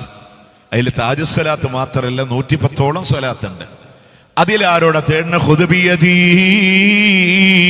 ഖദലാക തഹീലതി വഅദ്രിക്നി യാ റസൂലല്ലാഹ്. ഖുദ്ബിയദി, എന്റെ കൈക്കൊന്ന് പിടിക്കണേ. ഖദലാക തഹീലതി, എന്റെ സൂത്രമൊക്കെ ഇടുങ്ങി പോയിട്ടുണ്ട്. വഅദ്രിക്നി യാ റസൂലല്ലാഹ്, എന്നെ ഒന്ന് സ്വീകരിക്കണേ നബിയേ. നമുക്ക് വേണ്ടി നബിയോട്, റസൂലുള്ള പഠിപ്പിച്ചതിൽ റസൂലുള്ളാഹിക്ക് വേണ്ടി അള്ളാഹിനോട്. ഇതാണ് റസൂലും സമസ്തയും തമ്മിലുള്ള വ്യത്യാസം, തൗഹീദും ശിർക്കും തമ്മിലുള്ള വ്യത്യാസം. നിങ്ങൾ നോക്കേ, മുത്തുനബിയുടെ പേര് കേൾക്കുമ്പോ ആ നബിയോട് തേടാനല്ല, ആ റസൂലുള്ളാഹിക്ക് വേണ്ടി അള്ളാഹിനോട് സ്വല്ലല്ലാഹു അലൈഹി വസല്ലം. മറ്റുള്ള പ്രവാചകന്മാരുടെ പേര് കേൾക്കുമ്പോ അവരോട് തേടാനില്ല, അവർക്ക് വേണ്ടി അള്ളാഹിനോട് അലൈഹിസ്സലാം. സഹാബത്തുൽ കിറാമാകുന്ന ലോകത്തിലെ ഏറ്റവും വലിയ ഔലിയാക്കളുടെ പേര് കേൾക്കുമ്പോ അവരോട് തേടാനില്ല, അവർക്ക് വേണ്ടി അല്ലാഹുവിനോട് റളിയല്ലാഹു അൻഹും. 9-ാമത്തെയും സൂറത്ത് തൗബ 100-ാമത്തെ ആയത്താണ്. മഹാന്മാരുടെ പേര് കേൾക്കുമ്പോ അവരോട് തേടാനില്ല, അവർക്ക് വേണ്ടി അല്ലാഹുവിനോട് റഹ്മത്തുള്ളാഹി അലൈഹി. എത്ര പെർഫെക്റ്റ് ഇസ്ലാം! നമ്മളതിനെ മാറ്റി തിരുത്തിയതാണ്. സുന്നത്തിൽ എവിടെയും പ്രശ്നമില്ല. ഇപ്പൊ നിങ്ങൾ ആലോചിച്ചപ്പോ ഈ പാമ്പ് കടിയുടെ ഒരു സീസൺ ആണല്ലോ ഇപ്പൊ, ചൂട് കൂടിയിട്ട് ആകെ പാമ്പിന്റെ പ്രശ്നങ്ങൾ. എവിടെ തകരാറ് വരുന്നത് നിങ്ങൾ ആലോചിച്ചാൽ മതി. ഇപ്പൊ ഞാന് ളുഹർ നിസ്കാരം കഴിഞ്ഞ് എന്റെ വീട്ടിലേക്ക് വരികയെന്ന് വിചാരിച്ചു. വീടിന്റെ മുറ്റത്തൊരു പാമ്പ്, അതിനെ തല്ലിക്കൊന്നു. ളുഹറൊക്കെ കഴിഞ്ഞ് ഭക്ഷണമൊക്കെ കഴിഞ്ഞ് ഇങ്ങനെ ഇരിക്കുമ്പോൾ 2ാമതൊരു പാമ്പ്, അതിനെയും കൊന്നു. അസറിന്റെ നേരത്തെ 3ാമത്തെ പാമ്പ്, അതിനെയും കൊന്നെങ്കിൽ എൻ്റെ മനസ്സ് അസ്വസ്ഥാവാൻ തുടങ്ങി. ഞാൻ വേഗം പള്ളിയിൽ ഉസ്താദിന്റെ അടുത്ത് പോയി ചോദിച്ചു, ഉസ്താദ് 3 പാമ്പിനെ കാണാൻ എന്താ ചെയ്യാൻ? ഉസ്താദ് പറയും, റിഫായ് ഷെയ്ന്റെ പേരിൽ യാസീൻ ഓദിക്കോ, പാമ്പിന്റെ ആള് മൂപ്പരാണ്. ഇതാണ് സാധാരണ പറയാ. മുത്തുനബിയുടെ അടുക്കലേ ഒരാൾ വന്നിട്ട് പറഞ്ഞു, റസൂലേ, എന്നൊരു തേള് കടിച്ചിട്ടുണ്ട്. അള്ളാന്റെ ഹബീബ് പറയാണ്, നീ നേരം വൈകിച്ചപ്പോ അഊദു ബികലിമാതില്ലാഹി തമ്മാതി മിൻ ശർരി മാ ഖലഖ് എന്ന് നീ ദുആ ചെയ്തിരുന്നുവെങ്കിൽ ആ ക്ഷുദ്രജീവി നിന്നെ ഉപദ്രവിക്കില്ലായിരുന്നോ? പ്രിയമുള്ളവരെ, ആത്മീയമായി എങ്ങനെയാണ് പാമ്പിന്റെ ഉപദ്രവങ്ങളിൽ നിന്ന് രക്ഷ തേടാ? അല്ലാഹുവിന്റെ ഹബീബ് പറഞ്ഞു തന്ന ദിക്റാണ് അഊദു ബികലിമാത്തില്ലാഹി തമ്മാതി മിൻ ശർരി മാ ഖലഖ്. അതുപോലെ തന്നെ ബിസ്മില്ലാഹില്ലദീ ലാ യദുറു മഅ ഇസ്മിഹി എന്നുള്ള ദിക്റുകൾ അത് രാവിലെയും വൈകുന്നേരവും ചൊല്ലാ. ക്ഷുദ്രജീവികൾ നിങ്ങളെ ആക്രമിക്കൂല. റസൂലുള്ളാഹിന്റെ പ്രത്യേകത അതാണ്. നമ്മൾ നേരെ പടപ്പിലേക്ക്. കാരണം എന്താ അറിയോ? റസൂലുള്ള നമ്മുടെ നാട്ടിൽ നിന്ന് അങ്ങനെയാണ്. ഇപ്പോ കല്യാണം നടക്കാൻ ഒരു സ്ഥലം, കുട്ടികൾ ഉണ്ടാവാൻ ഒരു സ്ഥലം. പാലക്കാട് ജില്ലയുടെ പുത്തരിപ്പാടത്ത് വള്ളിയുടെ മേലെ തൊട്ടിൽ കെട്ടി കൊടുക്കും ആൾക്കാർ കുട്ടികൾ ഉണ്ടാവാൻ വേണ്ടിയിട്ട്. അതുപോലെ കല്യാണം ശരിയാവാന്, കച്ചവട ആവശ്യങ്ങൾക്ക് വേണ്ടി സത്യം ചെയ്യാൻ ഒരു സ്ഥലം. കഅബയിലും ഇങ്ങനെ തന്നെ ഇരുന്നു. റസൂലുള്ളാഹി വരുന്നതിന് മുമ്പ് കുറെ വിഗ്രഹങ്ങളുണ്ട്. അതിന്റെ ആവനാഴിയിൽ അമ്പുകളാണ് കച്ചവടത്തിന്, കല്യാണത്തിന്. അവരോട് റസൂലുള്ളാഹി ഒരു ആയത്ത് ഓതി കൊടുത്തു. തബാറക്കല്ലദീ ബിയദിഹിൽ മുൽക്കു വഹുവ അലാ കുല്ലി ഷൈഇൻ ഖദീർ. എല്ലാറ്റിനും കഴിവുള്ള അല്ലാഹ്, അവൻ എത്രയോ പരിശുദ്ധനാണ്. റബ്ബിലേക്ക് ഇങ്ങ് പോരെ, ആ റബ്ബിലേക്ക് ഇങ്ങ് പോരെ. അവിടെ തീരാവുന്ന വിഷയമുള്ളൂ. അതുകൊണ്ട് പ്രിയമുള്ളവരെ, അതുപോലെ തന്നെ ഇസ്ലാമിൽ ഒരു സുന്നത്താണ് ഖബർ സിയാറത്ത് എന്ന് പറയണേ. സുന്നത്താണ്. ആ ഖബർ സിയാറത്ത് ചെയ്താൽ നോക്കേ, നമ്മൾ പലപ്പോഴും പറയും മുജാഹിദർക്ക് ഖബർ സിയാറത്ത് ഇല്ല എന്നാ പറയാം. അത് വെറുതെ അല്ല. ഞാൻ എൻ്റെ ബാപ്പാന്റെ ഖബർ സിയാറത്ത് റോട്ടിക്ക് ഇങ്ങനെ കയറി വരാം. അപ്പൊ എൻ്റെ സ്വന്തം ബ്ലഡ് റിലേഷനിൽപ്പെട്ട ഒരുത്തൻ ബുള്ളറ്റ് കൊണ്ടുവന്ന് നിർത്തിയിട്ട് എന്നോട് ചോദിക്കുകയാണ്, നീ എന്താ ഒറിജിനൽ മുജാഹിദ് അല്ലേ? അപ്പോ ഇവരുടെ മനസ്സിലുള്ള ഒരു ധാരണ എന്താണെന്നറിയാം, മുജാഹിദർക്ക് ഖബർ സിയാറത്തില്ല, സലഫികൾക്ക് ഖബർ സിയാറത്തില്ല. നമ്മൾ പറഞ്ഞു ഖബർ സിയാറത്ത് ചെയ്തോ, ധാരാളമായി ചെയ്തോ, അത് സുന്നത്താണ്. അവിടെ പോയി ഖബറിൽ കിടക്കുന്ന വ്യക്തിക്ക് വേണ്ടി അള്ളാഹിനോട് ദുആ ചെയ്യണം എന്ന് നമ്മൾ പറഞ്ഞു കൊടുത്തു. നമ്മൾ ആലോചിച്ചൊക്കെ ഇത് കൃത്യമായി ഷാഫി മദ്ഹബിൽ ആ വിഷയം പഠിപ്പിച്ചു തരുന്നുണ്ട്. നമ്മളതിനെ എതിർത്തെന്തെന്നറിയോ? ജാറമാക്കുന്നതിനെ, നിലവിളക്ക് കൊളുത്തുന്നതിനെ. അതുപോലെ തന്നെ നമ്മൾ സിയാറത്തിന് പോയത് എന്തിനാണ്? ഖബർ കിടക്കുന്ന ആൾക്ക് പ്രാർത്ഥിക്കാനാണോ? അല്ല, നഷ്ടപ്പെട്ടു പോയ വസ്തു തിരിച്ചു കിട്ടാൻ, കച്ചവടത്തിൽ അഭിവൃദ്ധി ഉണ്ടാവാൻ, വീടിന്റെ പണി പെട്ടെന്ന് തീരാൻ, മോളെ കല്യാണം പെട്ടെന്ന് ശരിയാവാൻ, ദുനിയാവിന്റെ ആവശ്യത്തിന് വേണ്ടിയിട്ടാണ്. അള്ളാന്റെ ഹബീബ് ഖബർ സിയാറത്തിന്റെ ലക്ഷ്യം പറഞ്ഞ എന്താ? إني قد نهيتكم من زيارة القبور ألا فزوروها فإنها تذكركم الآخرة. ഇന്ന് വരെ ഖബർ സിയാറത്ത് ചെയ്യണ്ട എന്ന് ഞാൻ നിങ്ങളോട് വിരോധിച്ചിരുന്നു. ഇനി നിങ്ങൾ ഖബർ സിയാറത്ത് ചെയ്തോ. فإنها تذكركم الآخرة. അത് പരലോകത്തെ കുറിച്ച് ഓർമ്മയുണ്ടാക്കാനാണ്. അതുകൊണ്ട് ഖബർ സിയാറത്ത് ചെയ്യണമെന്ന് അള്ളാഹുവിന്റെ മുത്തു റസൂൽ സല്ലല്ലാഹു അലൈഹി വസല്ലം. അപ്പോ ധാരാളമായി ഖബർ സിയാറത്ത് ചെയ്യാമെന്ന്. എന്തിനാ? പരലോകത്തെ കുറിച്ച് ഓർമ്മ ഉണ്ടാക്കാനാണ്, മരണത്തെ കുറിച്ച് ഓർമ്മയുണ്ടാക്കാനാ. നാളെ ഞാനും ഇതുപോലെ ഖബറിൽ കിടക്കേണ്ടുന്നവനാണ് എന്ന ചിന്തയുണ്ടാക്കാനാണ് അള്ളാഹു നമ്മളോട് ഖബർ സിയാറത്ത് പറഞ്ഞത്. പക്ഷേ പിന്നെ നമ്മൾ എതിർത്ത് എന്തിനാണ്? പറയും കണ്ടവർ ഔലിയാക്കളെ വരെ എതിർത്തിട്ടാണെന്ന് പറയും. നമ്മൾ ഔലിയാക്കളെ എതിർത്തിട്ടില്ല, ഇല്ല. ഖുർആനിലെ 10-ാം അധ്യായം 60-61 ആയത്തിൽ അല്ലാഹു പറഞ്ഞു, അലാ ഇന്ന ഔലിയാ അല്ലാഹ് ലാ ഖൗഫുൻ അലൈഹിം വലാ ഹും യഹ്സനൂൻ. അല്ലാഹുവിന്റെ ഔലിയാക്കള്, അവർക്ക് ദുഃഖിക്കാനില്ല, ഭയപ്പെടാനില്ല. ആരാണ് റബ്ബിന്റെ ഔലിയാക്കൾ എന്നറിയുമോ? വല്ലദീന ആമനൂ വകാനൂ യത്തഖൂൻ. അവർ ഈമാനുള്ളവരാണ്, തഖ്വയോടുകൂടെ ജീവിക്കുന്നവരാണ്. തഫ്സീറുൽ ഖുർആനിൽ അദീമിൽ അല്ലാമ ഇബ്നു കസീർ റഹ്മത്തുള്ളാഹി അലൈഹി പറഞ്ഞില്ലേ, മൻ കാന ലില്ലാഹി തഖിയ്യാ കാന ലില്ലാഹി വലിയാ.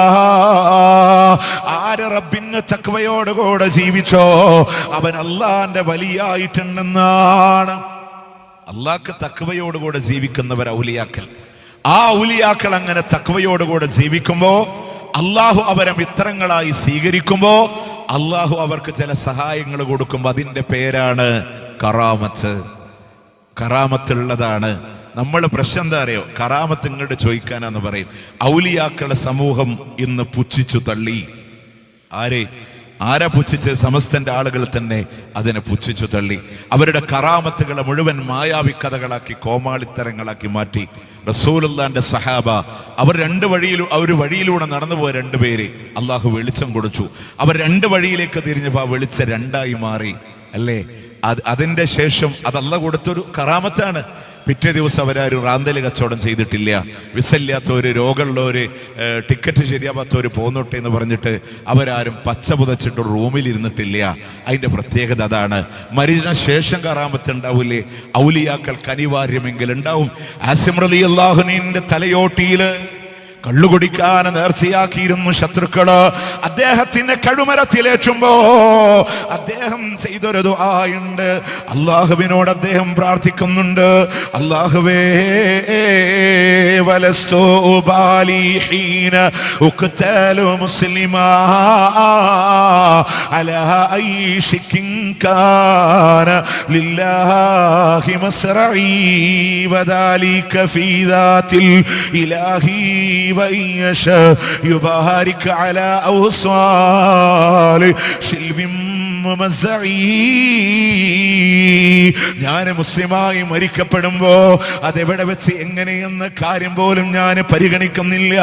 എന്റെ മരണം അല്ലാഹ്ക്ക് വേണ്ടിയിട്ടാണെങ്കിൽ എന്റെ ചിഹ്ന ഭിന്നമാക്കപ്പെടുന്ന അവയവങ്ങളിൽ അവൻ ബറക്കത്ത് ചെയ്യുമെന്ന് പറഞ്ഞ ആസിം റളിയല്ലാഹു അൻഹു ഷഹീദാകുമ്പോ അദ്ദേഹത്തിന്റെ തലയോട്ടിയിൽ കള്ളു കുടിക്കാൻ നേർച്ചയാക്കിയിരുന്നവരോ തലയോട്ടി മുറിച്ചെടുക്കാനായി കടന്നു വന്നപ്പോ അള്ളാഹു കടന്നൽ കൂട്ടങ്ങൾ പറഞ്ഞേക്കുകയാണ്, അതിനെ മുറിച്ചെടുക്കാൻ കഴിഞ്ഞില്ല. രാത്രിയിലൂടെ മുറിച്ചെടുക്കാമെന്ന് കരുതുമ്പോ കുത്തിച്ചെറിയുന്ന പേമാരി അള്ളാഹു ജനാസയെ അങ്ങ് മാറ്റിക്കളഞ്ഞു എന്നാണ്. ഇതാണ് ഒറിജിനൽ കറാമത്ത്. അള്ളാന്റെ റസൂല് പറഞ്ഞില്ല സഹാബ, ആസിമിന്റെ കറാമത്ത് വെളിവാക്കിയിട്ടുണ്ട്. അതുകൊണ്ട് അബൂബക്കറെ ജാറമ്പെടുത്തോ, അവിടുന്ന് ബിലാലെ അവിടെ ഉറൂസ് നടത്തേണ്ടത് നീയാ, ജാറം മൂടേണ്ടത് ഉമറേ താങ്കളാണ്, അംർ ഇബ്നുൽ ആസാണ് നിലവിളക്കില് വെളിച്ചെണ്ണ കോരിക്കൊടുക്കാനുള്ളത്. അള്ളാന്റെ ഹബീബ് പറഞ്ഞിട്ടില്ല, അങ്ങനെ ഒരു ആചാരമില്ല. അപ്പൊ കറാമത്തുണ്ട്. പിന്നെ നമ്മൾ എതിർത്ത് എന്തിനാണ് ഇല്ലാത്ത കറാമത്ത് പറയാം? ഇപ്പോ സത്യം പറയാലോ, ഈ കാസർഗോഡിന്റെ കോട്ടിക്കുളം ഖാദിരി എന്ന് പറഞ്ഞിട്ടൊരു മഹാവലിയുണ്ട്. ഞാൻ കബറിൽ കിടക്കണവരല്ലോ പറയണേ, അതിനെ പറയാൻ നമുക്ക് ആർക്കും അവകാശമല്ല. ഏതുപോലെ ഈസാ നബീനെ ക്രിസ്ത്യാനികൾ ആരാധിക്കുമ്പോൾ നമ്മൾ പറയും ആ ആരാധന ശരിയല്ല, അത് ഈസാ നബിക്കെതിരല്ല, ഈസാ നബീനെ ആരാധിക്കണവരോടാ പറയണേ. അതുകൊണ്ട് കോട്ടിക്കുളം ഖാദിരീനല്ല നമ്മൾ പറയണേ, കോട്ടിക്കുളം ഖാദിരിയോട് ആരാധിക്കുന്ന ആളുകളോട് പറയും. ഞാൻ പച്ചക്ക് പറയുന്നു, ആരാധന തന്നെ പറയുന്നു, അതിൽ ഞാൻ പിൻവലിക്കണില്ല. കാരണം നടക്കുന്നത് മുഴുവൻ ആരാധനയാണ്. നിങ്ങൾക്കറിയാം, ഈ കോട്ടിക്കുളം ഖാദിരി നമ്മുടെ നാട്ടിലെ AP സമസ്തയെ സംബന്ധിച്ചിടത്തോളം ഏറ്റവും മഹാരഥനായ ഒരു വലിയാണ് കോട്ടിക്കുളം ഖാദിരി. പക്ഷേ EK സമസ്തയെ സംബന്ധിച്ചിടത്തോളം അദ്ദേഹം മഹാപോക്കിരിയാണ്. സാക്ഷാൽ ശംസുൽ ഉലമ. അദ്ദേഹം പറ്റി എഴുതി വെച്ചൊരു വരികളുണ്ട്. അദ്ദേഹം വരികൾ എഴുതി, ഞാൻ തൽക്കാലം അതിനൊരു ഈണം കൊടുക്കണമെന്ന് മാത്രമേ ഉള്ളൂ. അതിനെപ്പറ്റി അദ്ദേഹം പറഞ്ഞെന്താ അറിയോ? കോട്ടിക്കുളം ഖാദിരിനെ പറ്റി പറയാ, ഖദ് ജാഅ ഫീനാ ഖാദിരി മിസ്ലൽ ഹിമാരിൽ ഹാദിരി ഔ കഹമുദില്ലി പാദിരി. ഓഹോ ഇതെന്തൊരു മാതിരി. കോട്ടിക്കുളം ഖാദിരി എന്ന് പറഞ്ഞൊരു ഹിമാറാണെന്ന്, കഴുതയാണ്. അങ്ങനെ ഒരു കഴുത ഇവിടെ വന്നിട്ടുണ്ട്, ആൾക്കാരെ വഴിപടപ്പിക്കുന്ന ആളാണ് എന്ന് പറഞ്ഞത് ആരാണ്? EK ശംസുൽ ഉലമ. അദ്ദേഹത്തെ മഹാനവറുകളാന്ന് പറഞ്ഞ ആരാണ്? ഇവിടുത്തെ കാന്തപുരം വിഭാഗം. അവർക്ക് പോലും തീരുമാനമായിട്ടില്ല. പിന്നെ ഔലിയാക്കളെ പച്ചക്ക് അപഹസിക്കുക. ഞാൻ പറയട്ടെ, ഇപ്പൊ വേങ്ങര കോയപ്പാപ്പാനെ പറ്റി നമ്മൾ ഒരിക്കലും പറയില്ല. സമൂഹത്തിൽ പറയാൻ പറ്റുമോ? അദ്ദേഹത്തിന്റെ കറാമത്ത് പറയാ. മഴയില്ലാതെ നാട്ടുകാരെ വിഷമിച്ചു, കോയപ്പാപ്പാനോട് സങ്കടം പറഞ്ഞു. അദ്ദേഹം ഒരു ഉയരത്ത് കയറി നിന്നു, അതാ മോത്രിക്കുന്നു, അതാ വരുന്നു തകർപ്പൻ മഴ എന്ന് പച്ച മലയാളത്തിൽ ഇവർ എഴുതി വെച്ചു. ഔലിയാക്കളെ നിന്ദിക്കലാണ്. ഇനി അതേ കോയപ്പാപ്പാന്റെ മറ്റൊരു കറാമത്ത് എന്നറിയോ? കോയപ്പാപ്പാക്ക് പത്തിരി കിട്ടിയാൽ ഈ പത്തിരി അദ്ദേഹം കാക്കകൾക്ക് ഇട്ടുകൊടുക്കുന്നതാണ്. കാരണം എന്താണ്? അത് ചില്ലറക്കാരിലെ മൗലിദ് കിതാബിന്റെ രചയിതാവായ കാരന്തൂർ മർക്കസിലെ മുദർരിസാണ് ഇത് എഴുതി വെച്ചത്. ആ പത്തിരി ഇങ്ങനെ ഇട്ടുകൊടുക്കാനുള്ള കാരണം കാക്കകൾക്ക് 1200 വർഷം ആയുസ്സുണ്ടെന്നാണ് അദ്ദേഹം ആ സംസാരത്തെ പറഞ്ഞത്. ഞാൻ ഗൂഗിളിൽ നോക്കി, ഒന്നുമില്ല. 7-32 ഉള്ളൂ കാക്കൻ്റെ ആയുസ്. എന്താണെങ്കിലും ശരി, അത് ഈ KSEB ലൈനുമ്പോൾ കുറെ തീർന്നു പോയേക്കണം. പക്ഷെ എന്താണെങ്കിലും ശരി, 1200 കൊല്ലണ്ട് അത്ര മുപ്പരയിൽ പറയാം കാക്കയ്ക്ക്. അതുകൊണ്ട് ഈ കാക്കകളൊക്കെ സ്വഹാബി കാക്കകളാവാം, റസൂലുള്ളാഹിനെ കണ്ട കാക്കകളാകും. അല്ലെങ്കിൽ റസൂലുള്ളാഹിനെ കണ്ട കാക്കേനെ കണ്ട കാക്കയോ, അതായത് സ്വഹാബി കാക്ക, താബിഉ കാക്ക, തബഉ താബി. നമ്മുടെ മലപ്പുറം ജില്ലയിൽ സ്നേഹത്തോടെ വിളിക്കുന്ന കാക്കുമല്ല കേട്ടോ, സ്വഹാബി കാക്ക, താബി കാക്ക, തബഉ താബിഉ കാക്ക. അതുകൊണ്ടാണ് കാക്കക്ക് പത്തിരി കൊടുക്കണമെന്നാണ്. അപ്പോ നമ്മളുടെ ലക്ഷദ്വീപ് വലിയന്റെ പ്രത്യേകത എന്ന് വെച്ചാൽ മൂപ്പര് ഒതുടുക്കണ നേരത്തെ തലപ്പാവ് താഴത്തേക്ക് ഇറക്കി വെച്ചപ്പോ കാക്ക അതിൻ്റെ മേലെ കാഷ്ടിച്ച മൂപ്പര് കാക്കേനെ ശപിച്ചു എന്ന്. അതുകൊണ്ടാണ് ലക്ഷദ്വീപിൽ കാക്കയില്ലാത്തതെന്ന്. എങ്ങനെ ഇതൊക്കെ തമ്മിൽ പൊരുത്തണ്ടാവണേ, എങ്ങനെ പൊരുത്തണ്ടാവണേ? അപ്പൊ ഔലിയാക്കളുടെ ഇല്ലാത്ത കഥകൾ പറയുമ്പോ, അതുപോലെ തന്നെ അവരെ മോശക്കാരായി ചിത്രീകരിക്കുമ്പോൾ, ഇപ്പൊ മടവൂര് CM വലിയുല്ലാഹിനെ പറ്റി ലോകം നിയന്ത്രിക്കുന്ന ആളാന്ന് പറയും. ഞാൻ ആ മേഖലയിൽ സംസാരിക്കണില്ല, പക്ഷെ ഞാൻ സാധാരണക്കാരോട് പറയാട്ടോ, കിതാബിയായിട്ടും ഖുർആനിലെ ആയത്തിലൊക്കെ അല്ല പറഞ്ഞു ലോകം നിയന്ത്രിക്കുന്ന അല്ലയാണ്. തർക്കത്തിന്റെ കാര്യമുണ്ടോ? 1-ാം ക്ലാസ് പഠിക്കണ നിഷ്കളങ്കമായ ബാല്യത്തോട് നിങ്ങൾ ചോദിക്കും, മോനെ ആരടാ ലോകം നിയന്ത്രിക്കുന്നേ? ആ കുട്ടി പറയും അല്ലാഹ്. ആർക്കും സംശയമില്ലാത്തൊരു കാര്യമാണ്. നല്ല കിതാബോധി പഠിച്ച ഉസ്താദ്മാർക്ക് അതിൽ സംശയമുള്ളൂ. അപ്പം നിങ്ങൾ ആലോചിച്ചൊക്കെ, ഇവിടെ നിന്നൊരു സാധാരണ ഒരാള് ഗൾഫ് രാജ്യത്തൊക്കെ പോയിട്ട് കഫീലിനോട് പറയാം, കഫീലെ ലോകമൊക്കെ നിയന്ത്രിക്കണത് ആരാന്നറിയോ? ഞങ്ങളുടെ നാട്ടിലെ കോഴിക്കോട് എന്ന് പറഞ്ഞ സ്ഥലത്ത് മടവൂര് എന്ന് പറഞ്ഞ മണ്ണില് 6 അടി മണ്ണിൽ മറവ് ചെയ്യപ്പെട്ട CM മടവൂരാണ് ലോകം നിയന്ത്രിക്കുന്ന പറഞ്ഞാല് ആ കഫീല് ചോദിക്കുന്ന മജ്നൂനിയ സഖാഫി, എനിക്ക് ഭ്രാന്തുണ്ടോ? അത്ര കാറ്റല്ലേ ഉള്ളൂ പ്രിയമുള്ളവരതിന്. നിങ്ങൾ കേട്ടിട്ടുണ്ടോ അബൂബക്കർ റളിയല്ലാഹു അൻഹു ലോകം നിയന്ത്രിക്കുന്നുന്ന്, അംർ ഇബ്നുൽ ആസ് റളിയല്ലാഹു അൻഹു ലോകം നിയന്ത്രിക്കുന്നുന്ന്, അബൂ മൂസ അശ്അരി റളിയല്ലാഹു അൻഹു ലോകം നിയന്ത്രിക്കുന്നുന്ന്, ഉമർ ഇബ്നുൽ ഖത്താബ് റളിയല്ലാഹു അൻഹു ലോകം നിയന്ത്രിക്കുന്നുന്ന്? നമ്മൾ കേട്ടിട്ടില്ല, പക്ഷെ കേട്ടിട്ടുണ്ട് അലി ഇബ്നു അബീ ത്വാലിബ് റളിയല്ലാഹു അൻഹു ലോകം നിയന്ത്രിക്കുന്നു എന്ന് മുദബ്ബിറുൽ ആലം സാനി എന്ന് ഷിയാക്കൾ പറഞ്ഞു, പച്ച ഷിയാക്കൾ പറഞ്ഞു. അവരെ പിന്തുടർന്നിട്ട് നമ്മൾ ഈ വാദത്തിലേക്ക് എത്തിയിട്ടുള്ളത്. അതുകൊണ്ട് ഔലിയാക്കളെ നമ്മൾ സ്വീകരിക്കുക. ഔലിയാക്കൾക്ക് കറാമത്തുണ്ട്. ഈ CM മടവൂരിനെ പറ്റി ക്യാപിറ്റൽ ബുക്ക് ഓഫ് ഇന്റർനാഷണൽ, പേര് കേട്ടിട്ട് നിങ്ങൾ ഇന്റർനാഷണലി കോഡൊന്നും വേണ്ട, കാരണം ഒരു മർക്കസ് നൽകണ പുസ്തകം. അതിന്റെ 67, 68, 88, 89, 92, 93 അദ്ദേഹത്തിന്റെ കറാമത്ത് പറഞ്ഞത്, അദ്ദേഹം നിസ്കരിക്കാറില്ല. അദ്ദേഹത്തിന്റെ ഉസ്താദ് പുലിമൊയ്തീൻ 3 കൊല്ലത്തിനിടക്കൊരു മഗ്‌രിബ് മാത്രമാണ് നിസ്കരിച്ചത്. അടുത്ത കറാമത്ത് അദ്ദേഹം നോമ്പെടുക്കാറില്ല. അടുത്ത കറാമത്ത് നോമ്പെടുത്തവരെ നിർബന്ധിച്ചുകൊണ്ട് നോമ്പ് മുറിപ്പിക്കാറുണ്ടായിരുന്നു. അടുത്ത കറാമത്ത് തുരുതുരാ സിഗരറ്റ് വലിച്ചിരുന്ന മനുഷ്യനാണ്. അടുത്ത കറാമത്ത് ഭാര്യയെ അകാരണമായി ഒഴിവാക്കിയ ആളാണ്. അടുത്ത കറാമത്ത് ഉമ്മാനോട് അദ്ദേഹം മിണ്ടാറില്ല. അടുത്ത കറാമത്ത് സ്വർണ്ണ ചെയ്യനും പട്ടും അദ്ദേഹം ധരിച്ചിരുന്നു. മദീനയുടെ മസ്ജിദുൻ നബവിയുടെ മിമ്പറില് അല്ലാഹുവിന്റെ ഹബീബ് പുരുഷന് ഹറാം എന്ന് പറഞ്ഞതാണ് പട്ടും സ്വർണ്ണമെങ്കില്. അടുത്ത കറാമത്ത് അദ്ദേഹം മൂത്രിച്ചാല് വെള്ളമെടുക്കാറില്ല. അടുത്ത കറാമത്ത് ശിഷ്യന്മാര് കല്ലുകൊണ്ട് കൊടുത്തപ്പോ ദേഷ്യത്തോടുകൂടെ വലിച്ചെറിഞ്ഞ മഹാനവറുകളാണ്. അടുത്ത കറാമത്ത് ഹോട്ടലിൽ നിന്ന് ഭക്ഷണം കഴിച്ചാല് പണം കൊടുക്കാറില്ല. അദ്ദേഹത്തിന്റെ വസ്ത്രം ഹോട്ടലുടമ വാങ്ങിച്ചു വെച്ചപ്പോ അടിവസ്ത്രം ധരിച്ച് മഹാനവറുകൾ നടന്നു നീങ്ങി. നിങ്ങൾ പറ, ഞാൻ മടവൂരിനെ പറയണില്ല കേട്ടോ, അദ്ദേഹത്തിന്റെ പേരിൽ capital book of international Madavoor CM വലിയുല്ലാഹി നിങ്ങൾ എഴുതി വെച്ചതാ. അള്ളാന്റെ ഖുർആൻ പറഞ്ഞു, അലാ ഇന്ന ഔലിയാ അല്ലാഹ് ലാ ഖൗഫുൻ അലൈഹിം വലാ ഹും യഹ്സനൂൻ അല്ലദീന ആമനൂ വകാനൂ യത്തഖൂൻ. ഈമാനുള്ളോരാ, തഖ്വയോടുകൂടെ ജീവിക്കുന്നവരാ. നിസ്കരിക്കാത്തോനെ വരെ നമ്മൾ പറഞ്ഞ അദ്ദേഹത്തിന് കറാമത്ത് നിസ്കരിക്കൂല. കൈ ഇങ്ങനെ കാണിച്ചു കൊടുത്തപ്പോൾ ഹറമിൽ ഇമാമ നിൽക്കണം. പഴയ കാലത്തൊക്കെ ആൾക്കാർ വിശ്വസിച്ചിരുന്നു. ഇന്ന് ഹറമിൽ 10-12 ഇമാമിങ്ങളുണ്ട്. ഓരോ സമയം അവർക്ക് ഷിഫ്റ്റ് റൊട്ടേഷന്. നിങ്ങൾ ആലോചിച്ചൊക്കെ, ലൈവ് നമുക്ക് മൊബൈലിൽ കാണപ്പോ ഹറമിലാറെ ഇമാമ്. എന്നിട്ട് ഈ തരികട നമ്പറൊക്കെ ഇറക്കിയിട്ടാണ് സമൂഹത്തെ പറ്റിച്ചത്. പ്രിയമുള്ളവരെ, ആ ഖബറാളികളോട് തേടുന്നവരോട് സുന്നത്തായ ഖബർ സിയാറത്ത് അവർക്ക് വേണ്ടി അള്ളാഹിനോട് ചോദിക്കലാണെങ്കിൽ എഴുതി വെച്ചോ.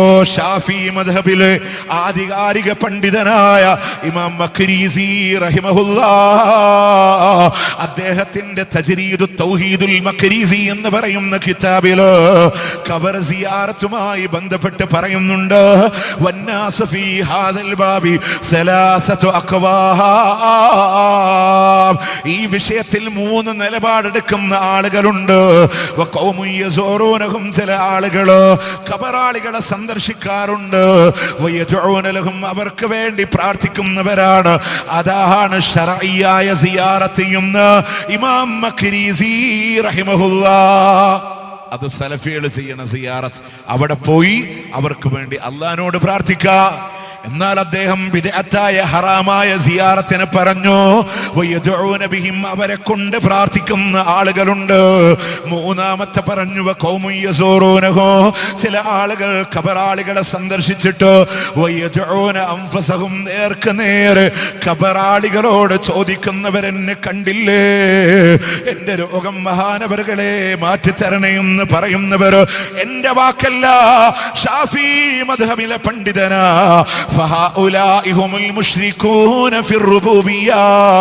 അവർ അല്ലാഹുവിന്റെ റുബൂബിയത്തിൽ വരെ പങ്കുചേർത്ത ആളുകളാ,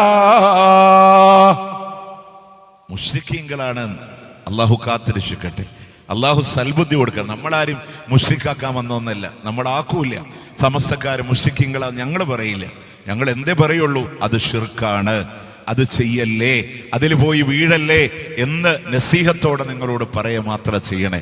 അതുകൊണ്ട് പ്രിയമുള്ളവരെ, സിയാറത്ത് ചെയ്യുക, ഖബറാളിക്ക് വേണ്ടി അള്ളാഹിനോട് പ്രാർത്ഥിക്കുക. നിലവിളക്ക് അഗ്നി ആരാധനയുടെ ചിഹ്നമാണ്. അസ്സവാജറൻ ഇഖ്തിറാഫിൽ കബായിർ സൈനുദ്ദീൻ മഖ്ദൂമിന്റെ ഉസ്താദ് ഇബ്നു ഹദുൽ ഹൈതമി അദ്ദേഹം പറയുന്നതാണ്, നിലവിളക്കോ വിളക്കോ കത്തിച്ചു വെക്കാൻ പാടില്ല എന്ന്. അതുകൊണ്ട് പാലിക്കുക. പ്രിയമുള്ളവരെ, അവസാനമായി ഒരു പോയിന്റ് കൂടെ വിശദീകരിച്ച് നമുക്ക് അവസാനിപ്പിക്കാം. വിശുദ്ധ ഖുർആന്റെ പാരായണം സുന്നത്താണ്, തൗഹീദാണ്. അതിൽ തൗഹീദല്ലാത്തൊന്നും കാണൂല. ഇപ്പറയുന്ന ചോദ്യം നിങ്ങൾ പരലോകത്ത് ആഗ്രഹിക്കുന്നവരാണെങ്കിൽ സ്വീകാര്യന്മാരായ ഉസ്താദുമാരുടെ അടുക്ക നിങ്ങൾ പോയി ചോദിച്ചു നോക്കും, അല്ലേ? ഒരു വിശുദ്ധ ഖുർആൻ കയ്യിൽ കൊടുക്കാം. ഈ ഖുർആൻ മുഹമ്മദ് നബി സല്ലല്ലാഹു അലൈഹി വസല്ലമയിലൂടെ അവതീർണമായതാണല്ലോ. ഉസ്താദുമാരോട് ചോദിച്ചു നോക്കുക നിങ്ങൾ. ആണ്. ആ റസൂലുള്ളാഹിക്ക് മുമ്പ് ലക്ഷക്കണക്കിന് പ്രവാചകന്മാർ ഇവിടെ കടന്നു പോയിട്ടുണ്ടല്ലോ. ഉണ്ട്. എങ്കിൽ മുൻകഴിഞ്ഞ ഏതെങ്കിലും ഒരു പ്രവാചകനോടോ ആ പ്രവാചകന്മാർക്ക് അല്ല കൊടുത്ത കഴിവ് കൊണ്ടോ ഹക്ക് ജാഹ് ബർക്കത്ത് കൊണ്ടോ ഏതെങ്കിലും ഒരു പ്രാർത്ഥന അള്ളാന്റെ ഖുർആനിലുണ്ടോ? നമ്മൾ സാധാരണ തേടാറുള്ള എന്താണ്? അല്ല കൊടുത്ത കഴിവുണ്ടെന്ന് പറയാം. അങ്ങനെ ഒരു കഴിവ് ആർക്കും കൊടുത്തിട്ടില്ല.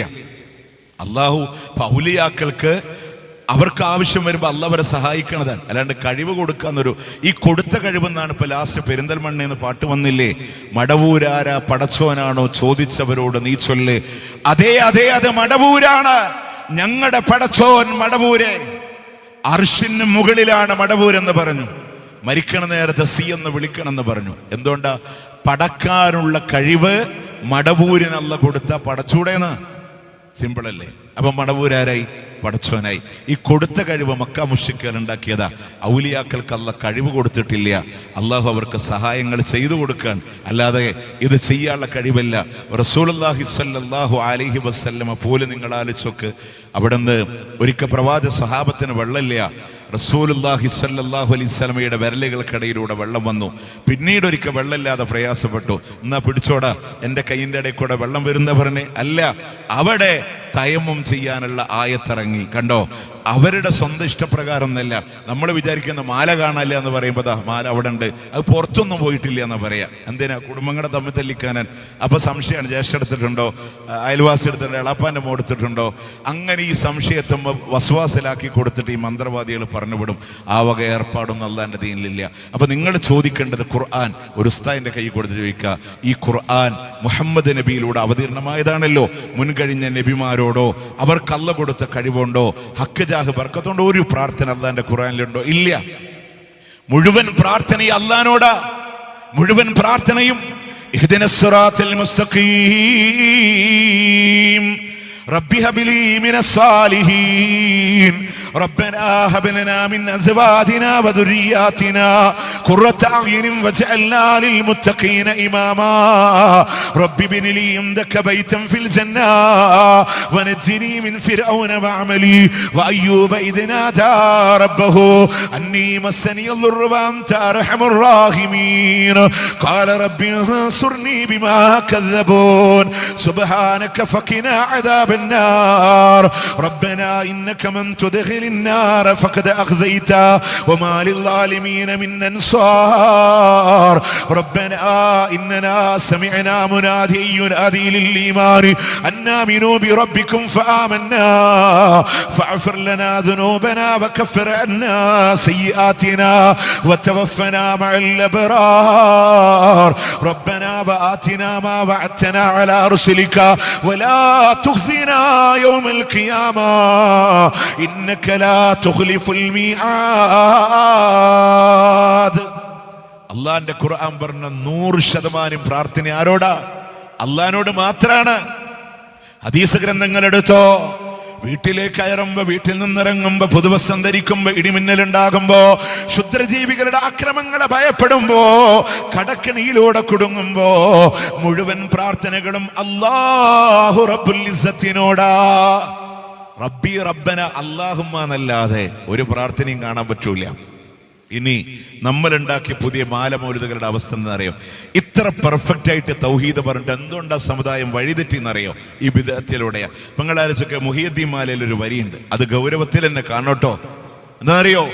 മര്യാദയുള്ള സീരിക്കോരു കുട്ടിയെ മന്നാനെ നൽക് നീ എന്ന് മോഴിന്തോവർ മറുപടി ലൗഹില്ലാവർക്കില്ല പിള്ളകൾ മുറുക്കുന്നു 2 കൊടുക്ക് നീ ദയ്യാനെ കൊടുക്കാൻ എളുപ്പത്തിയില്ലെങ്കിൽ 3 കൊടുക്കണമങ്ങിനെ 7 പിണ്ടോവർ 8 വീടും മുമ്പായിറയവൻ എങ്കി ഞാൻ 7 കൊടുക്കാമതെന്നോവർ.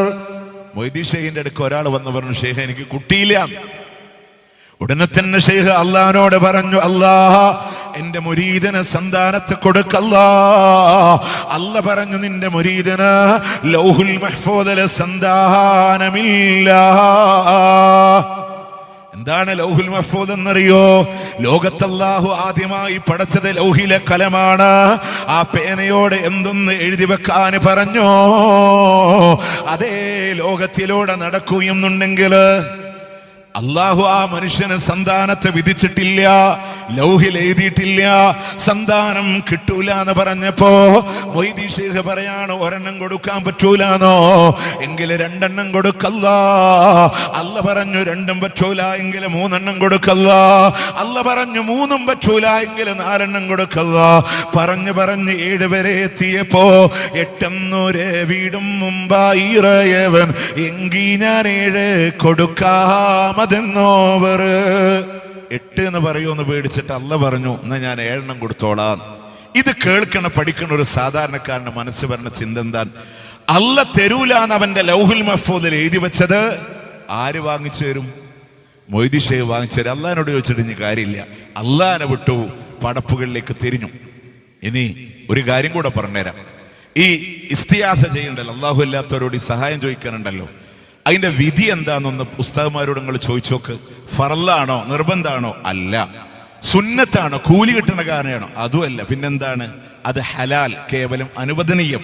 ഹലാൽ എന്ന വാക്കിന് അതിന്റെ താരീഫ് എന്താ, നിർവചനം എന്താണ്? ചെയ്ത കൂലിയോ ഉപേക്ഷിച്ചാൽ ശിക്ഷയോ ഇല്ലാത്തത്. ഏതുപോലെ ഇപ്പൊ മാങ്ങയുടെ സീസൺ അല്ലേ, ഒരാൾ മാങ്ങ തിന്നപ്പോൾ അറിയാതെ 2 പുഴുവിനെ തിന്നാൽ അതിന്റെ വിധി എന്താണ്? ഹലാൽ. അത്രയേ ഉള്ളൂ. അതിനാണ് നമ്മൾ സംവാദം, മുഖാമുഖം, ഗണ്ണനം ഇതൊക്കെ നടത്തിയത്. ഓക്കെ, നിങ്ങൾ ആലോചിച്ച് ഈ കാര്യത്തിന് വേണ്ടി. അപ്പൊ ഇത് അമ്പലക്കടവ് അബ്ദുൽ ഹമീദ് ഫൈസിയോട് ഒരാൾ ഇത്ര ഹലാലാണെങ്കിൽ പിന്നെ എന്തിനാ നമ്മൾ ഇതിനെ തർക്കിക്കണ വെച്ചപ്പോൾ അദ്ദേഹം പറഞ്ഞു, അത് മഹാന്മാരോട് തേട വന്ന ബെൻസ് കാർ പോണ പോലെയാണ്, അള്ളഹാനോട് തേട വന്ന ലോക്കൽ KSRTC പോണ പോലെയാണ്. നിങ്ങൾ ആലോചിച്ചൊക്കെ നമ്മുടെ മുമ്പിൽ ഈ ചൂടത്ത് ഒരു ബെൻസ് എ ക്ലാസ് ബെൻസ് വന്നിട്ടുണ്ട്, ഒരു ലോക്കൽ KSRTC വന്നിട്ടുണ്ട്. നമ്മൾ ഏതിലാണ് കയറുക? ബെൻസ് കയറും. സാധാരണക്കാർ അള്ളാനെ വിട്ടു പടപ്പട പിടിക്കാൻ തുടങ്ങി. ഈ വക നിർവചനങ്ങളും ഇതുകൊണ്ടൊക്കെ കടന്നു വന്നതാൽ ഖുർആനിൽ തൗഹീദ് അല്ലാതെ കാണില്ല, ഹദീസിൽ തൗഹീദ് അല്ലാതെ കാണില്ല. നമ്മളെ ആൾക്കാരെ വിചാരം ഇത് മദ്ഹല്ലേ എന്നും പറഞ്ഞിട്ടാണ് ഈ മാല മൗലിദൊക്കെ പാടിക്കൊണ്ടിരിക്കുന്നത്. ഞാൻ അങ്ങോട്ട് കയറാനൊന്നും സമയമില്ലാത്തതുകൊണ്ടാണ്. നിങ്ങൾ ഉസ്താദിൻ്റെ അടുത്തൊക്കെ മുഹ്യിദ്ദീൻ മാലയിട്ട് പോകണം. പേജ് നമ്പർ വരി നമ്പർ 102 മുതൽ 109 വരെയുള്ള വരികൾ എടുത്ത് നോക്കുക. റിഫായി മാല എടുക്കുക. എന്താ അറിയോ, 2 ത്വരീഖത്തുകാരെ എഴുതിയത്. അത് രണ്ടും തമ്മിൽ യുദ്ധമാണ്, ഭയങ്കര ഫൈറ്റാണ്. നമ്മുടെ ആൾക്കാരെ വിചാരിച്ച് മദ്ഹച്ചിൽ ഒരെണ്ണപ്പെടെ പാടും, അത് കഴിഞ്ഞ് അപ്പുറത്തൊന്ന് പാടും. ഇതെല്ലാ മാസവും ഉണ്ട്. ഇപ്പം നബിദിനത്തിന് പറയും മുഹമ്മദ് നബീനെ രക്ഷിച്ചത് നൂഹ് നബിയാണ്, നൂഹ് നബീനെ രക്ഷിച്ചത് മുഹമ്മദ് നബിയാണ്. അടുത്ത മാസം റബീഉൽ ആഖിർ ജീലാനി ദിനത്തിന് പാടും നൂഹ് നബീനെ രക്ഷിച്ചത് മൊയ്തീൻ ഷേഖാൻ. നബിദിനത്തിന് പാടും ഇബ്രാഹിം നബീനെ രക്ഷിച്ചത് മുഹമ്മദ് നബിയാണ്. മങ്കൂസ് മൗലൂദിന്റെ തുടക്കത്തിൽ. അപ്പുറത്തെ മാസം റബീഉൽ ആഖിറിൽ പാടും ഇബ്രാഹിം നബീനെ രക്ഷിച്ചത് മൊയ്തീൻ ഷേഖ്. അള്ളാന്റെ ഖുർആൻ പറഞ്ഞത് രണ്ടുമല്ല, ഞാനാ രക്ഷിച്ചത്. നൂഹ് നബീനെ രക്ഷിച്ചത് 23 അധ്യായത്തിൽ 27 ആയത്ത് അള്ളാഹ് പറഞ്ഞു ഞാനാ രക്ഷിച്ചത്. ഇബ്രാഹിം നബിയുടെ വിഷയത്തിൽ അള്ളാഹ് പറഞ്ഞു കുൽനാ യാ നാറു കൂനി ബർദൻ വസ്സലാമൻ അലാ ഇബ്രാഹിം, ഞാനാ രക്ഷിച്ചത് എന്നുള്ളതാണ്. ഇത് ആളുകൾക്ക് അർത്ഥം അറിയാത്തതുകൊണ്ടാണ്. ഇപ്പം മങ്കൂസ് മൗലൂദിന്റെ 2ാമത്തെ ഇക്കായത്തിൽ വഖാല ഉസ്മാൻ ഇബ്നു ഹുവൈരിസ് മാലു എന്നൊരു ഇബാറത്ത് വരുന്നുണ്ട്. അപ്പോൾ അവിടെ ഉസ്മാൻ ഇബ്നു ഹുവൈരിസ് പറയുമ്പോൾ ആൾക്കാരൊക്കെ റളിയല്ലാഹു അൻഹു എന്ന് പറയും. ആൾക്കാരെ വിചാരം ഉസ്മാൻ ഹുവൈരിസി ഒക്കെ കേട്ടപ്പോൾ മഹാനായ സഹാബിയാണെന്ന്. അമ്പലത്തിലെ പൂജാരിന്റെ പേരാ ഉസ്മാൻ ഇബ്നു ഹുവൈരിസി. അതിനാണ് റളിയല്ലാഹു അൻഹു എന്ന് പറഞ്ഞത്. റസൂലുള്ളാഹ് ജനിച്ചപ്പോൾ വിഗ്രഹം വീണുവെന്നും, അപ്പോൾ ആ ബിംബം വീണപ്പോൾ പൂജാരി ചോദിക്കാൻ, ബിംബം നീ എന്താ വീണ് കിടക്കണേ? അതാണ് പള്ളിയുടെ മീനാരത്ത് കൂടെ അങ്ങനെ കേൾക്കും, തനക്കസ്തമതുലൂബൻ ഫമഅദാക കുല്ലനാ ഫമിൻ ഹുസ്നിനാ ഖദ്ദറത്തിൽ ലിഹിറു ബിസുഹബി. ഏ ബിംബമേ നീ എന്താ വീണ് കിടക്കണേ? സ്വലാത്തും വതസ്ലീമുൻ വഅസ്കാ തഹിയ്യതി. ആ പറഞ്ഞ പൂജാരിന്റെ പേരാണ് ഉസ്മാൻ ഇബ്നു ഹുവൈരിസ് എന്ന് പറയണേ. അപ്പൊ നമ്മളെ അർത്ഥം അറിയാത്തതുകൊണ്ട് അങ്ങനെ ചെല്ല. ആ മുഹ്യിദ്ദീൻമാല ഞാൻ സാമ്പിളിനൊന്ന് പറഞ്ഞുതരാം. കുപ്പിയകത്തുള്ള വസ്തുവിനെ പോലെ എല്ലാ അദൃശ്യം അറിയും മുഹ്യിദ്ദീൻമാല. അപ്പൊ റിഫായി മാല പറഞ്ഞു ഹോജ മുഹ്യിദ്ദീനും താമും കളിക്കുമ്പോൾ കണ്ണിന്റെ പിരികത്തിന് മേലെ ഒളിച്ചവർ. ആളെ കണ്ണിന്റെ പിരികത്തിന്റെ മേലെ ഞാൻ കയറുന്ന എന്നെ പോലും കാണാൻ പറ്റിയിട്ടില്ല റിഫായി മാല. മുഹ്യിദ്ദീൻമാല ഭൂമി എൻ്റെ കയ്യിൽ ഉണ്ട പോലെയാണ്. റിഫായി മാല ആലം 18,000 കൊണ്ടുവന്നാൽ എനിക്കൊരു കാലടി വെക്കാൻ തികയില്ല. മുഹ്യിദ്ദീൻമാല ഞാൻ എൻ്റെ വാപ്പാന്റെ മുതുകത്താകുമ്പോൾ കുത്തുബാൻ. റിഫായി മാല ഞാൻ വാപ്പാടെ മുതുകത്താവുമ്പോൾ കുത്തുബിനെയും വെല്ലുന്ന ഔസാൻ. മുഹ്യിദ്ദീൻ മാല ഞാൻ 4 കിതാബ് ഓതി പഠിച്ചിട്ടുണ്ട്. റിഫായി മാല ഞാൻ 4 കിതാബ് ഓതാതെ പഠിച്ചിട്ടുണ്ട്. മുഹ്യിദ്ദീൻ മാല ഞാൻ നിന്നിപ്പിൽ ഖുർആൻ ഓതി തീർത്തിട്ടുണ്ട്. റിഫായി മാല ഞാൻ ഒറ്റക്കാലിൽ ഖുർആൻ ഓതി തീർത്തിട്ടുണ്ട്. ഇത്രയും ഞാൻ തൽക്കാലം പറയുന്നുള്ളൂ. പ്രിയമുള്ളവരെ അള്ളാഹുവിന്റെ പടപ്പുകളോട് തേടിക്കൊണ്ടിരിക്കുമ്പോ മഹാനായ മുഹ്യിദ്ദീൻ ശൈഖ് റഹ്മത്തുള്ളാഹി അലൈഹിയോട് നരകത്തിൽ നിന്ന് രക്ഷപ്പെടുത്താൻ, ഹിദായത്ത് നൽകാൻ, നേർമാർഗം നൽകാൻ വ്യത്യസ്തമായ 3 രീതികളിലൂടെ തേടാ. ഫുയൂദാത്തുർ റബ്ബാനിയ ഫിൽ മആസിരിൽ ഖാദിരിയ എന്ന് പറഞ്ഞ കിതാബില് തിങ്കളാഴ്ച പാതിരാത്രി എണീറ്റ് 12 റക്അത്ത് നിസ്കരിച്ചിട്ട് അഡീഷണൽ 2 സുജൂദ് ചെയ്തിട്ട് ആ സുജൂദിൽ കിടന്ന് ആവശ്യം പറഞ്ഞിട്ട് ഇറാഖിന്റെ ബഗ്ദാദ് അതിന്റെ ഭാഗത്തേക്ക് 11 കാരടി വെച്ചിട്ട് ഓരോ കാരടിയിൽ യാ ഹവ്വാജ മുഹ്യിദ്ദീൻ ശൈഖു സക്കരീൻ മുഹ്യിദ്ദീൻ ഇങ്ങനെ പറഞ്ഞിട്ട് 11 കാരടി കഴിയുമ്പോ യാ ശൈഖു സക്കരീൻ ഐസനി വംദുദനി എന്ന് പറഞ്ഞു ശൈഖിനോട് ചോദിച്ചോ എന്ന് പറഞ്ഞവരോട് ചോദിക്കട്ടെ, അബ്ദുൽ ഖാദർ ജീലാനി ആരാണെന്നറിയുമോ? യസീദിന്റെ ഭരണകാലഘട്ടത്തിൽ ഭരണകൂടത്തോടുള്ള എതിർപ്പ് കാരണം അദ്ദേഹത്തിന്റെ പിതാവ് മദീന വിട്ട് താമസമർപ്പിച്ചത് കാസ്പിയൻ കടൽ തീരത്തുള്ള കൈലാൻ എന്ന് പറയുന്ന പട്ടണത്തിലാണ്. അവിടെയാണ് അബ്ദുൽ ഖാദർ എന്ന് കുട്ടി ജനിക്കുന്നത് എങ്കിൽ സ്ഥലപ്പേരിനോട് ചേർത്ത് അബ്ദുൽ ഖാദർ ജീലാനി. ചെറുപ്പത്തിലെ വാപ്പ മരിച്ച യതീമായ മകന് ഉമ്മ പാഴ്സി ഭാഷയിൽ പ്രാഥമിക വിദ്യാഭ്യാസം കൊടുക്കുകയാ. 300 മൈലുകൾക്കപ്പുറമുള്ള ഇറാഖിന്റെ ബഗ്ദാദിലെ നിസാമിയ യൂണിവേഴ്സിറ്റിയില് 18 വയസ്സാകുമ്പോ അവിടെ നിന്ന് ഇൽമു പഠിക്കാനായി പറഞ്ഞു വിടുന്നുണ്ട്. ഖുർആനിലെ ഹദീസിലെ അറബി ഭാഷയില് പ്രധാന ഉസ്താദ് അല്ലാമ യൂസുഫ് ഇബ്നു അയ്യൂബുൽ ഹമദാനി എന്ന് പറയുന്ന പണ്ഡിതന്റെ കീഴില് പഠനം പൂർത്തിയാക്കി ഇറങ്ങുമ്പോ തന്റെ പ്രിയപ്പെട്ട ഉസ്താദ് പറയുന്നുണ്ട്, മോന് ജനങ്ങൾ അന്ധവിശ്വാസങ്ങളിലാണ്, അനാചാരങ്ങളിലാണ്, തൗഹീദിന്റെ ധ്വജവാഹകനായി മാറണമെന്ന് പറഞ്ഞപ്പോ വിവാഹം കഴിക്കാത്ത 26 PR ഇറങ്ങുകയാ. കവലകളായ കവലകൾ മുഴുവൻ തൗഹീദിന്റെ പ്രഘോഷണങ്ങളെ തീർക്കുന്നുണ്ട്. ലോകത്തിന് വിലപ്പെട്ട കിതാബുകളെ സമ്മാനിക്കുന്നുണ്ട്. ജന്മനാട്ടിലേക്ക് വരുന്നത് 52-ാമത്തെ വയസ്സിലാ. അന്ന് നാട്ടുകാരെ വിളിച്ച പേരാണ് മുഹിയുദ്ദീൻ. അങ്ങനൊരു പണ്ഡിതൻ അറിയോ? സമസ്ത പറഞ്ഞത് ദീൻ താൻ വിളിച്ചോവർന്നാൻ. മുഹിയുദ്ദീൻ എന്നുള്ള പേര് വെള്ളിയാഴ്ച ദിവസം അദ്ദേഹം വരുമ്പോൾ ദീനുൽ ഇസ്ലാം മനുഷ്യന്റെ രൂപത്തിൽ മരിക്കാനായി കിടക്കുമ്പോൾ ദീനുൽ ഇസ്ലാമിനെ അബ്ദുൽ ഖാദർ ജീലാനി തലോടിയപ്പോൾ എഴുന്നേറ്റിരുന്ന് പറഞ്ഞു, എൻ്റെ പേര് ദീനുൽ ഇസ്ലാം, ഞാൻ മനുഷ്യരൂപത്തിൽ വന്നതാണ്, നിങ്ങളാണ് എന്നെ ജീവിപ്പിച്ചത്, അതുകൊണ്ട് നിങ്ങളുടെ പേര് മുഹിയുദ്ദീൻ എന്നാണ്. ആരാ എഴുതിയതെന്നറിയോ? മുഹിയുദ്ദീൻ വ്യാഖ്യാനം വരിയുടെ നമ്പർ 26, പുസ്തകത്തിന്റെ ഓദർ മുസ്തഫൽ ഫൈസി. എന്നിട്ട് ആ പുസ്തകത്തിൽ പിന്നെ വിശദീകരിക്കുന്നത് ദീനുൽ ഇസ്ലാം എന്ന മതം മനുഷ്യരൂപം പ്രാപിക്കുമോ ഇല്ലയോ എന്നുള്ളതാണ് പിന്നീടുള്ള ചർച്ച. അള്ളാഹു സൽബുദ്ധി കൊടുക്കട്ടെ എന്ന് മാത്രമേ നമുക്ക് പ്രാർത്ഥിക്കാനുള്ളൂ. ആ മഹാപണ്ഡിതൻ, അദ്ദേഹത്തിന്റെ കിതാബ് നമുക്കറിയോ? നമ്മൾ മക്കയിലും മദീനയിലൊക്കെ പോണവരല്ലേ? നിങ്ങൾ അവിടുത്തെ ബുക്ക് സ്റ്റാൾ പോയി ചോദിക്കുക, 2 മുഹിയുദ്ദീന്മാരൊരു കുത്തുബിയ്യത്ത് അബ്ദുൽ ഖാദർ ജീലാനിയുടെ അവര് മേപ്പെട്ട് വെക്കും. കണ്ടിട്ടുമില്ല, അറിഞ്ഞിട്ടുമില്ല, കേട്ടിട്ടുമില്ല, വൈദ്യശേഖനും പരിചയമില്ല. ഇന്ന് അദ്ദേഹത്തിന്റെ ഒറിജിനൽ കിതാബുണ്ട്, ഫതുഹുർ റബ്ബാനി, ഫുതുഹുൽ ഗൈബ്, മറ്റുള്ളവർ കൈകടത്തി എന്ന് പറയപ്പെടുന്ന ഉൻയത്തുൽ താലിബീൻ, വഅന്നൽ മസാജിദ ലില്ലാഹ് ഫലാ തദ്ഉ മഅല്ലാഹി അഹദാ. സൂറത്ത് ജിന്നിലെ 18-ാമത്തെ ആയത്ത്. പള്ളികളെല്ലാം അല്ലാഹുള്ളതാണ്, അള്ളാന്റെ കൂടെ മറ്റാരോടും ദുആ ചെയ്യില്ലേ എന്ന ആയത്തിനെ മുഹിയുദ്ദീൻ വിശദീകരിച്ചത് എങ്ങനെയാണെന്നറിയോ? ഇജ്അൽ ഖൽബക മസ്ജിദാ, നിന്റെ ഹൃദയത്തെ നീ ഒരു പള്ളിയാക്കണം. ആ ഹൃദയമാകുന്ന പള്ളിയില് ഫലാ തദ്ഉ മഅല്ലാഹി അഹദാ, അള്ളാന്റെ കൂടെ മറ്റാരോട് നീ ദുആ ചെയ്യരുതെന്ന. മരിക്കണ നേരത്ത് അദ്ദേഹത്തിന്റെ മൂത്ത മകന്റെ പേര് അബ്ദുൽ വഹാബ് എന്ന. അബ്ദുൽ വഹാബ് മകനോട് വാപ്പ കൊടുക്കണ വസിയത്ത്, ജീവിതത്തിൽ ആശ്രയം തേടാൻ അള്ളാനെ മാത്രമേ കാണാവുന്നതാണ്. കണ്ടോ? അള്ളാനെ ഭയപ്പെടണം, അള്ളാഹ്ക്കെതിരെ ഒരു മഖ്ലൂക്കിനെയും പേടിക്കാൻ പാടില്ല എന്ന് വാപ്പ മകന് കൊടുത്തു. അതാ മുഹിയുദ്ദീൻ റഹ്മത്തുള്ളാഹി അലൈഹി. പ്രിയമുള്ളവരെ, അവസാനിപ്പിക്കട്ടെ. ബദരീങ്ങളോട് തേടുന്ന ആളുകള് يمن به حل الردى ومن بهم من نكدا كل نادي مسنجدا يا أهل بدر الشهداء. ആദിയുണ്ടോ, വ്യാധിയുണ്ടോ, ദുഃഖമുണ്ടോ, വിഷമമുണ്ടോ, വിളിച്ചോ ബദർ ശുഹദാക്കളെ എന്ന് ബദരീങ്ങളോട് തേടുന്നവരുണ്ടെങ്കിൽ ആരാ ബദരീങ്ങളെന്ന് മറന്നുപോയോ? എന്താണ് ബദറിന്റെ ആദർശമെന്ന് മറന്നുപോയോ? ആയുധ സാമഗ്രികളില്ലാതെ ഈമാനെ കൈമുതലാക്കി ബദറിന്റെ രണഭൂമിയിലേക്ക് അവരിറങ്ങുമ്പോ അവിടെ പടർന്ന് പന്തലിച്ചൊരു ആദർശമുണ്ട്. ഹസ്ബുനല്ലാഹ് ഹസ്ബുനല്ലാഹ് ഹസ്ബുനല്ലാഹ്. കഴിക്കാൻ ഭക്ഷണമില്ല, മുറിഞ്ഞ വാർത്തലപ്പുകളാണ്, ആയുധങ്ങളില്ല, നോമ്പ് നിർബന്ധമാക്കപ്പെട്ട വർഷമാണ്.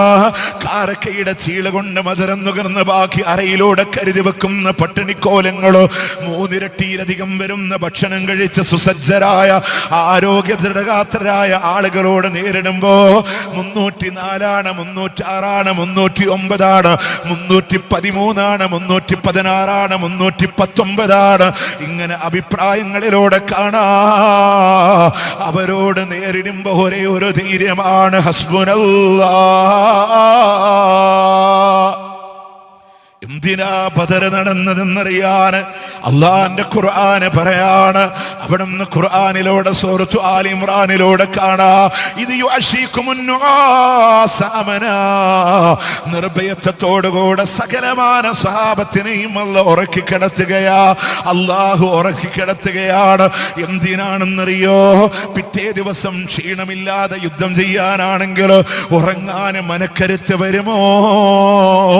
പക്ഷേ അള്ളാഹു അവരെ ഉറക്കിയിട്ടുണ്ടെങ്കിൽ ബദറിന്റെ രണഭൂമിയിൽ ഉറങ്ങാത്തൊരു നായകനുണ്ട്. ആരാണ്? ലോകത്തിന്റെ മുത്തേ നബി മുഹമ്മദുർ റസൂലുള്ളാഹ് സ്വല്ലല്ലാഹു അലൈഹി വസല്ലമ ഉറങ്ങണില്ല. നിരന്തരമായ തേട്ടമാണ് അള്ളാഹിനോട്.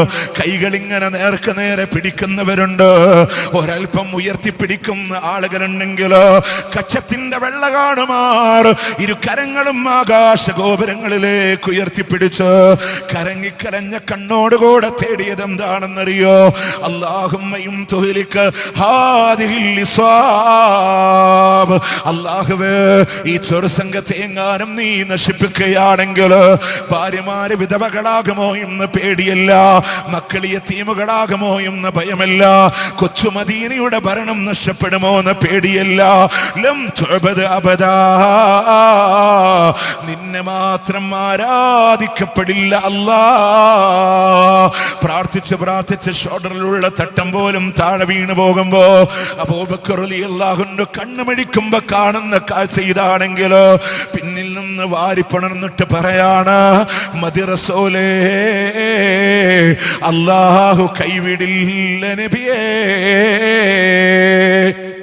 എന്തിനാ ബദരീങ്ങളുടെ നൊമ്പരങ്ങള്, അവരുടെ ജീവൻ കൊടുത്തത് എന്തിനാ? ദ്വന്ദ്വയുദ്ധത്തിലൂടെ ആദ്യമായി ഷഹീദായ ഉബൈദ കണങ്കാലിന് വെട്ടുകൊണ്ട് താഴെ വീഴുമ്പോ നിലത്ത് കിടക്കുന്ന ഉബൈദത്തിന് നേരെ വീണ്ടും ശത്രു വാളുകൊണ്ടാഞ്ഞു വെട്ടുമ്പോ തടുക്കാനുള്ള ശ്രമങ്ങളിലൂടെ കൈക്ക് വെട്ടേറ്റുകൊണ്ട് ബദറിന്റെ രണഭൂമി ഉബൈദയുടെ രക്തത്താൽ ചുകന്നു പോകുമ്പോ വാരിയെടുത്ത റസൂലുള്ളാഹിന്റെ മടിത്തട്ടിലൂടെ കൊണ്ടുവന്ന് കിടച്ചുമ്പോ അവിടെ കിടന്നുകൊണ്ട് പറഞ്ഞില്ല നബിയേ, ബദർ യുദ്ധക്കളം വിട്ട് പിരിന്തോ ഞാനേ, ബദർ ശുഹദാക്കളിൽ ഞാനോ പെടുമോ തേനേ. അങ്ങവിടെ ബദറിന്റെ രണഭൂമിയിലോട് ഷഹീദാവാന് മോഹിച്ചവനാണ് ഞാനെന്നുണ്ടെങ്കിൽ എന്തിനാണ് ഇങ്ങോട്ട് കൊണ്ടുവന്നത്? ഇവിടെ കിടന്നുകൊണ്ട് മരിച്ചാ ബദർ ശുഹദാക്കളിൽ പെടുമോ നബിയേ?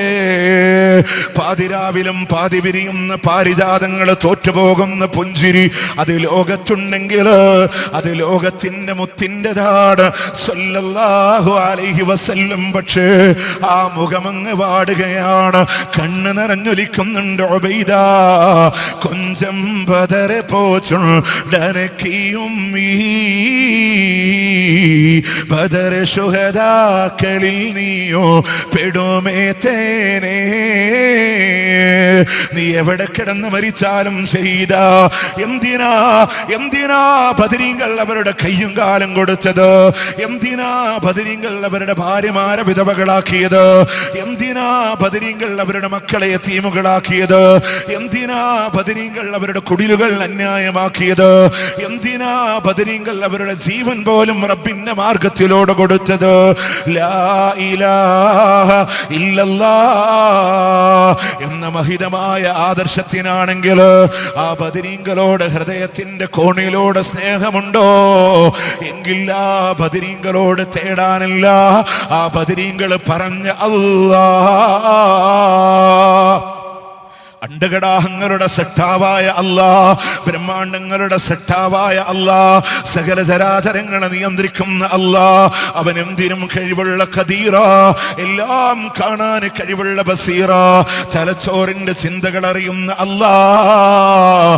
നമ്മുടെ ഹൃദയത്തിന്റെ താളം തെറ്റുമ്പോ ഏഴാകാശങ്ങൾക്കപ്പുറത്ത് വിവരമറിയുന്ന അല്ലാഹ്, അവൻ ഏകനായ റബ്ബാണെങ്കിൽ ആ റബ്ബിലേക്ക് തിരിച്ചോ നമ്മളുടെ കരങ്ങള്. ബദരീങ്ങൾ ഇസ്തിആസ ചെയ്തത് ആരോടാണെന്നറിയോ? 8-ാം അധ്യായം സൂറത്തു അൻഫാൽ 9-ാമത്തെ ആയത്ത്. ഇത് തസ്തഈസൂന റബ്ബഹും, അവരുടെ റബ്ബിനോടാണ്, അല്ലാഹുവിനോടാ. മുത്ത് നബി അല്ലാഹുവിനോട് തേടണമെന്ന് പറയാനാ. ഖുൽ ഇന്നമാ അദ്ഉ റബ്ബി, ഞാൻ എൻ്റെ അല്ലാഹുവെ തേടൂ. വലാ ഉശ്രികു ബിഹി അഹദ, അവനോട് മറ്റാരെയും ഞാൻ പങ്കു ചേർക്കില്ല. അല്ലാഹുവിന്റെ ഹബീബിന്റെ പ്രഖ്യാപന സൂറത്തു ജിന്ന് ആയത്ത് നമ്പർ 20. അതിന് മക്കയുടെ പാറനിബിഡമായ മക്കയിൽ അള്ളാന്റെ ഹബീബിനെ ചവിട്ടി മതിച്ചത്, തായിഫിന്റെ മണ്ണിൽ കല്ലെറിഞ്ഞത്, പ്രവാചകനെ ജനിച്ച നാടിനോട്, പിച്ചവെച്ച് നടന്ന മക്കയുടെ മണ്ണിനോട്, ഓടി നടന്ന മക്കയുടെ ഹൃദയത്തോട്, പറന്നു വീണ മക്കയുടെ മടിത്തട്ടിനോട് ഹൃദയം പറിച്ചെടുത്ത വേദനയോടെ യാത്ര പറയേണ്ടി വന്നത് അള്ളാനെ മാത്രം ആരാധിക്കണം, അവനോട് മാത്രം തേടണമെന്ന് പറഞ്ഞതിൻ്റെ പേരിലാണെങ്കിൽ, പ്രിയമുള്ളവരെ, അള്ളാഹു ബഹുമാനിച്ചവരെ നമുക്ക് ബഹുമാനിക്കാം, അള്ളാഹു ആദരിച്ചവരെ നമുക്ക് ആദരിക്കാം. പക്ഷെ ആരാധന അള്ളാഹ്ക്ക് മാത്രമാവാൻ നമ്മൾ ശ്രദ്ധിക്കാം. ഇൽമ് പഠിക്കാൻ ശ്രദ്ധിക്കാം. വിശുദ്ധ ഖുർആനും ഹദീസും അനുസരിച്ച് ജീവിക്കാൻ ശ്രദ്ധിക്കുക. ഇത്തിരി പോകുന്നൊരു ജീവിതം പൗരോഹിത്യത്തിൻ്റെ കാൽക്കീഴിലൂടെ പണയം വെക്കാനല്ല. അള്ളാഹുവിൻ്റെ ദീനിൽ ചൂഷണങ്ങളില്ല, കച്ചവടങ്ങളില്ല. ഇത് വാശിയും വൈരാഗ്യം ഒന്നുമല്ല പ്രിയമുള്ളവരെ. നമ്മളുടെ ഖബറിൽ നമ്മളെ ഉണ്ടാകുമെന്നുള്ള ബോധ്യം കൊണ്ടാണ്. അതുകൊണ്ട് ഞാൻ പറഞ്ഞ പോലെ നിങ്ങൾ അന്വേഷിക്കുക. അള്ളാൻ്റെ ഖുർആൻ എവിടെയെങ്കിലും പറഞ്ഞോ അല്ലല്ലാത്തവരോട് തേടണമെന്ന്, അല്ലെങ്കിൽ ഹക്ക് ജാഹ് ബർക്കത്തുകൊണ്ട് തേടാൻ, കൊടുത്ത കഴിവുകൊണ്ട് എവിടെയും പറഞ്ഞിട്ടില്ല. അള്ളാഹുവിൻ്റെ യഥാർത്ഥമായ ഔലിയാക്കൾ നമ്മൾ പറഞ്ഞു, അവരുടെ കറാമത്തിൻ്റെ മേഖലകൾ നമ്മൾ പറഞ്ഞു. ആ കറാമത്ത് പ്രകടമായാൽ വിശുദ്ധ ഖുർആനിലെ 3-ാം സൂറത്ത് ആൽ ഇംറാൻ 38-39 ആയത്തിൽ മറിയം ബീവിക്ക് അള്ളാഹു ആകാശത്തുനിന്ന് പഴമറക്കി കൊടുക്കണ കറാമത്ത് കണ്ടപ്പോൾ മറിയം ബീവിയോട് ചോദിക്കാതെ ഹുനാലിക ദഅ സക്കരിയ റബ്ബ, അവിടെ വെച്ച് അപ്പോ അള്ളാഹിനോട് സക്കരിയ നബി തേടി, പടച്ചോൻ എനിക്കൊരു നല്ല കുട്ടീനെ തരണേ. കറാമത്ത് കണ്ടു, കറാമത്ത് അംഗീകരിച്ചു. ആരാണോ മറിയം ബീവിക്ക് കറാമത്ത് കൊടുത്തത് ആ അള്ളാഹിനോട് ചോദിച്ചു. ഓക്കെ, കറാമത്തിൻ്റെ ഉടമസ്ഥൻ അള്ളയാണ്, അല്ലാതെ മറ്റൊരു പടപ്പുകളുമല്ല. അതുകൊണ്ട് ആ യജമാനോട് ദുആ ചെയ്ത് നേരിൻ്റെ പാന്താവിലൂടെ മുന്നോട്ട് പോകാൻ നമ്മൾ ശ്രദ്ധിക്കുക. അള്ളാഹു അനുഗ്രഹിക്കുമാറാവട്ടെ. ഇതുവരെയുള്ള എൻ്റെ സംസാരത്തിൽ ആരുടെങ്കിലും മനസ്സിനെ വേദനിപ്പിക്കുമാറ് പ്രതിപക്ഷ ബഹുമാനമില്ലാത്ത ഒരു വാക്ക് എന്നിൽ നിന്ന് കടന്നു വന്നിട്ടുണ്ടെങ്കിൽ നാളെ ആഖിറത്തിലേക്ക് മാറ്റിവെക്കാതെ നിങ്ങളോട് ഞാൻ മാപ്പ് ചോദിക്കുകയാണ്. ആദർശപരമായി പറഞ്ഞത് മനഃപൂർവ്വം പറഞ്ഞതാണ്, ബോധപൂർവം പറഞ്ഞതാണ്. പഠന വിധേയമാക്കണേന്ന് മാത്രമേ ഓർമ്മപ്പെടുത്താനുള്ളൂ. അള്ളാഹുവെ സ്വീകരിക്കണേ. അള്ളാഹു സാക്ഷിയ ഈ പ്രബോധനം ഞങ്ങളുടെ ഉത്തരവാദിത്വത്തിൻ്റെ നിർവഹണം മാത്രമാണ്. മറ്റൊരു ലാഭേച്ഛയും നിങ്ങൾ ഇന്ന് ആഗ്രഹിച്ചിട്ടില്ല. അതുകൊണ്ട് അള്ളാഹിനെ സാക്ഷി നിർത്തി നിങ്ങളോട് പറയാൻ, ഇഷ്ടമുണ്ടോ നിങ്ങൾക്ക് സ്വീകരിക്കാം, അല്ലേ നിങ്ങൾക്ക് തള്ളിക്കളയാം. ലാ ഇക്റാഹ ഫിദ്ദീനി ഖദ് തബയ്യന റുശ്ദു മിനൽ ഗയ്. മതത്തിൽ ബലാൽക്കാരില്ല. സത്യമിത അസത്യമിത ആയത്തിൽ കുർസിക്ക് ശേഷമുള്ള സൂറത്തുൽ ബഖറയിലെ ആയത്താൻ. അള്ളാഹു ഹക്കുൾ കൊണ്ട് ജീവിക്കാൻ അള്ളാഹു തൗഫീഖ് നൽകട്ടെ. അള്ളാഹു സ്വീകരിക്കണേ. അള്ളാഹ് ഖബൂൽ ചെയ്യണേ. അല്ലാഹുമ്മ അഗ്ഫിർ ലിൽ മുഅ്മിനീന വൽ മുഅ്മിനാത്ത് വൽ മുസ്ലിമീന വൽ മുസ്ലിമാത്ത് അൽ അഹ്യാഇ മിൻഹും വൽ അംവാത്ത് ഇന്നക മുജീബുദ് ദഅവാതി യാ ഖാദിയൽ ഹാജാത്ത്. അല്ലാഹുമ്മ അഇസ്സിൽ ഇസ്ലാമ വൽ മുസ്ലിമീൻ وأذل الشرك والمشركين. اللهم انصر إخواننا المسلمين في فلسطين. اللهم انصر إخواننا المسلمين المضاعفين المجاهدين في فلسطين وفي رفح وفي عزة وفي جميع بلادنا. اللهم كن لهم نصيرا ولا تكن عليهم. اللهم ارحم موتاهم واشف مرضاهم وتقبل شهداءهم. اللهم افتح المسجد الأقصى. اللهم لا تسلط علينا من لا يرحمنا. اللهم لا تسلط علينا من لا يرحمنا. ربنا آتنا في الدنيا حسنة وفي الآخرة حسنة وقنا عذاب النار. ربنا تقبل منا إنك أنت السميع العليم وتب علينا إنك أنت التواب الرحيم واغفر لنا يا غافر المذنبين. وصلى الله على نبينا محمد وعلى آله وصحبه أجمعين. നിങ്ങളുടെയൊക്കെ പ്രാർത്ഥനയിൽ എന്നെ കൂടെ ഉൾപ്പെടുത്തണേ എന്ന ദുആ വസിയത്തോടെ അസ്സലാമു അലൈക്കും വറഹ്മത്തുള്ളാഹി വബറകാതുഹു.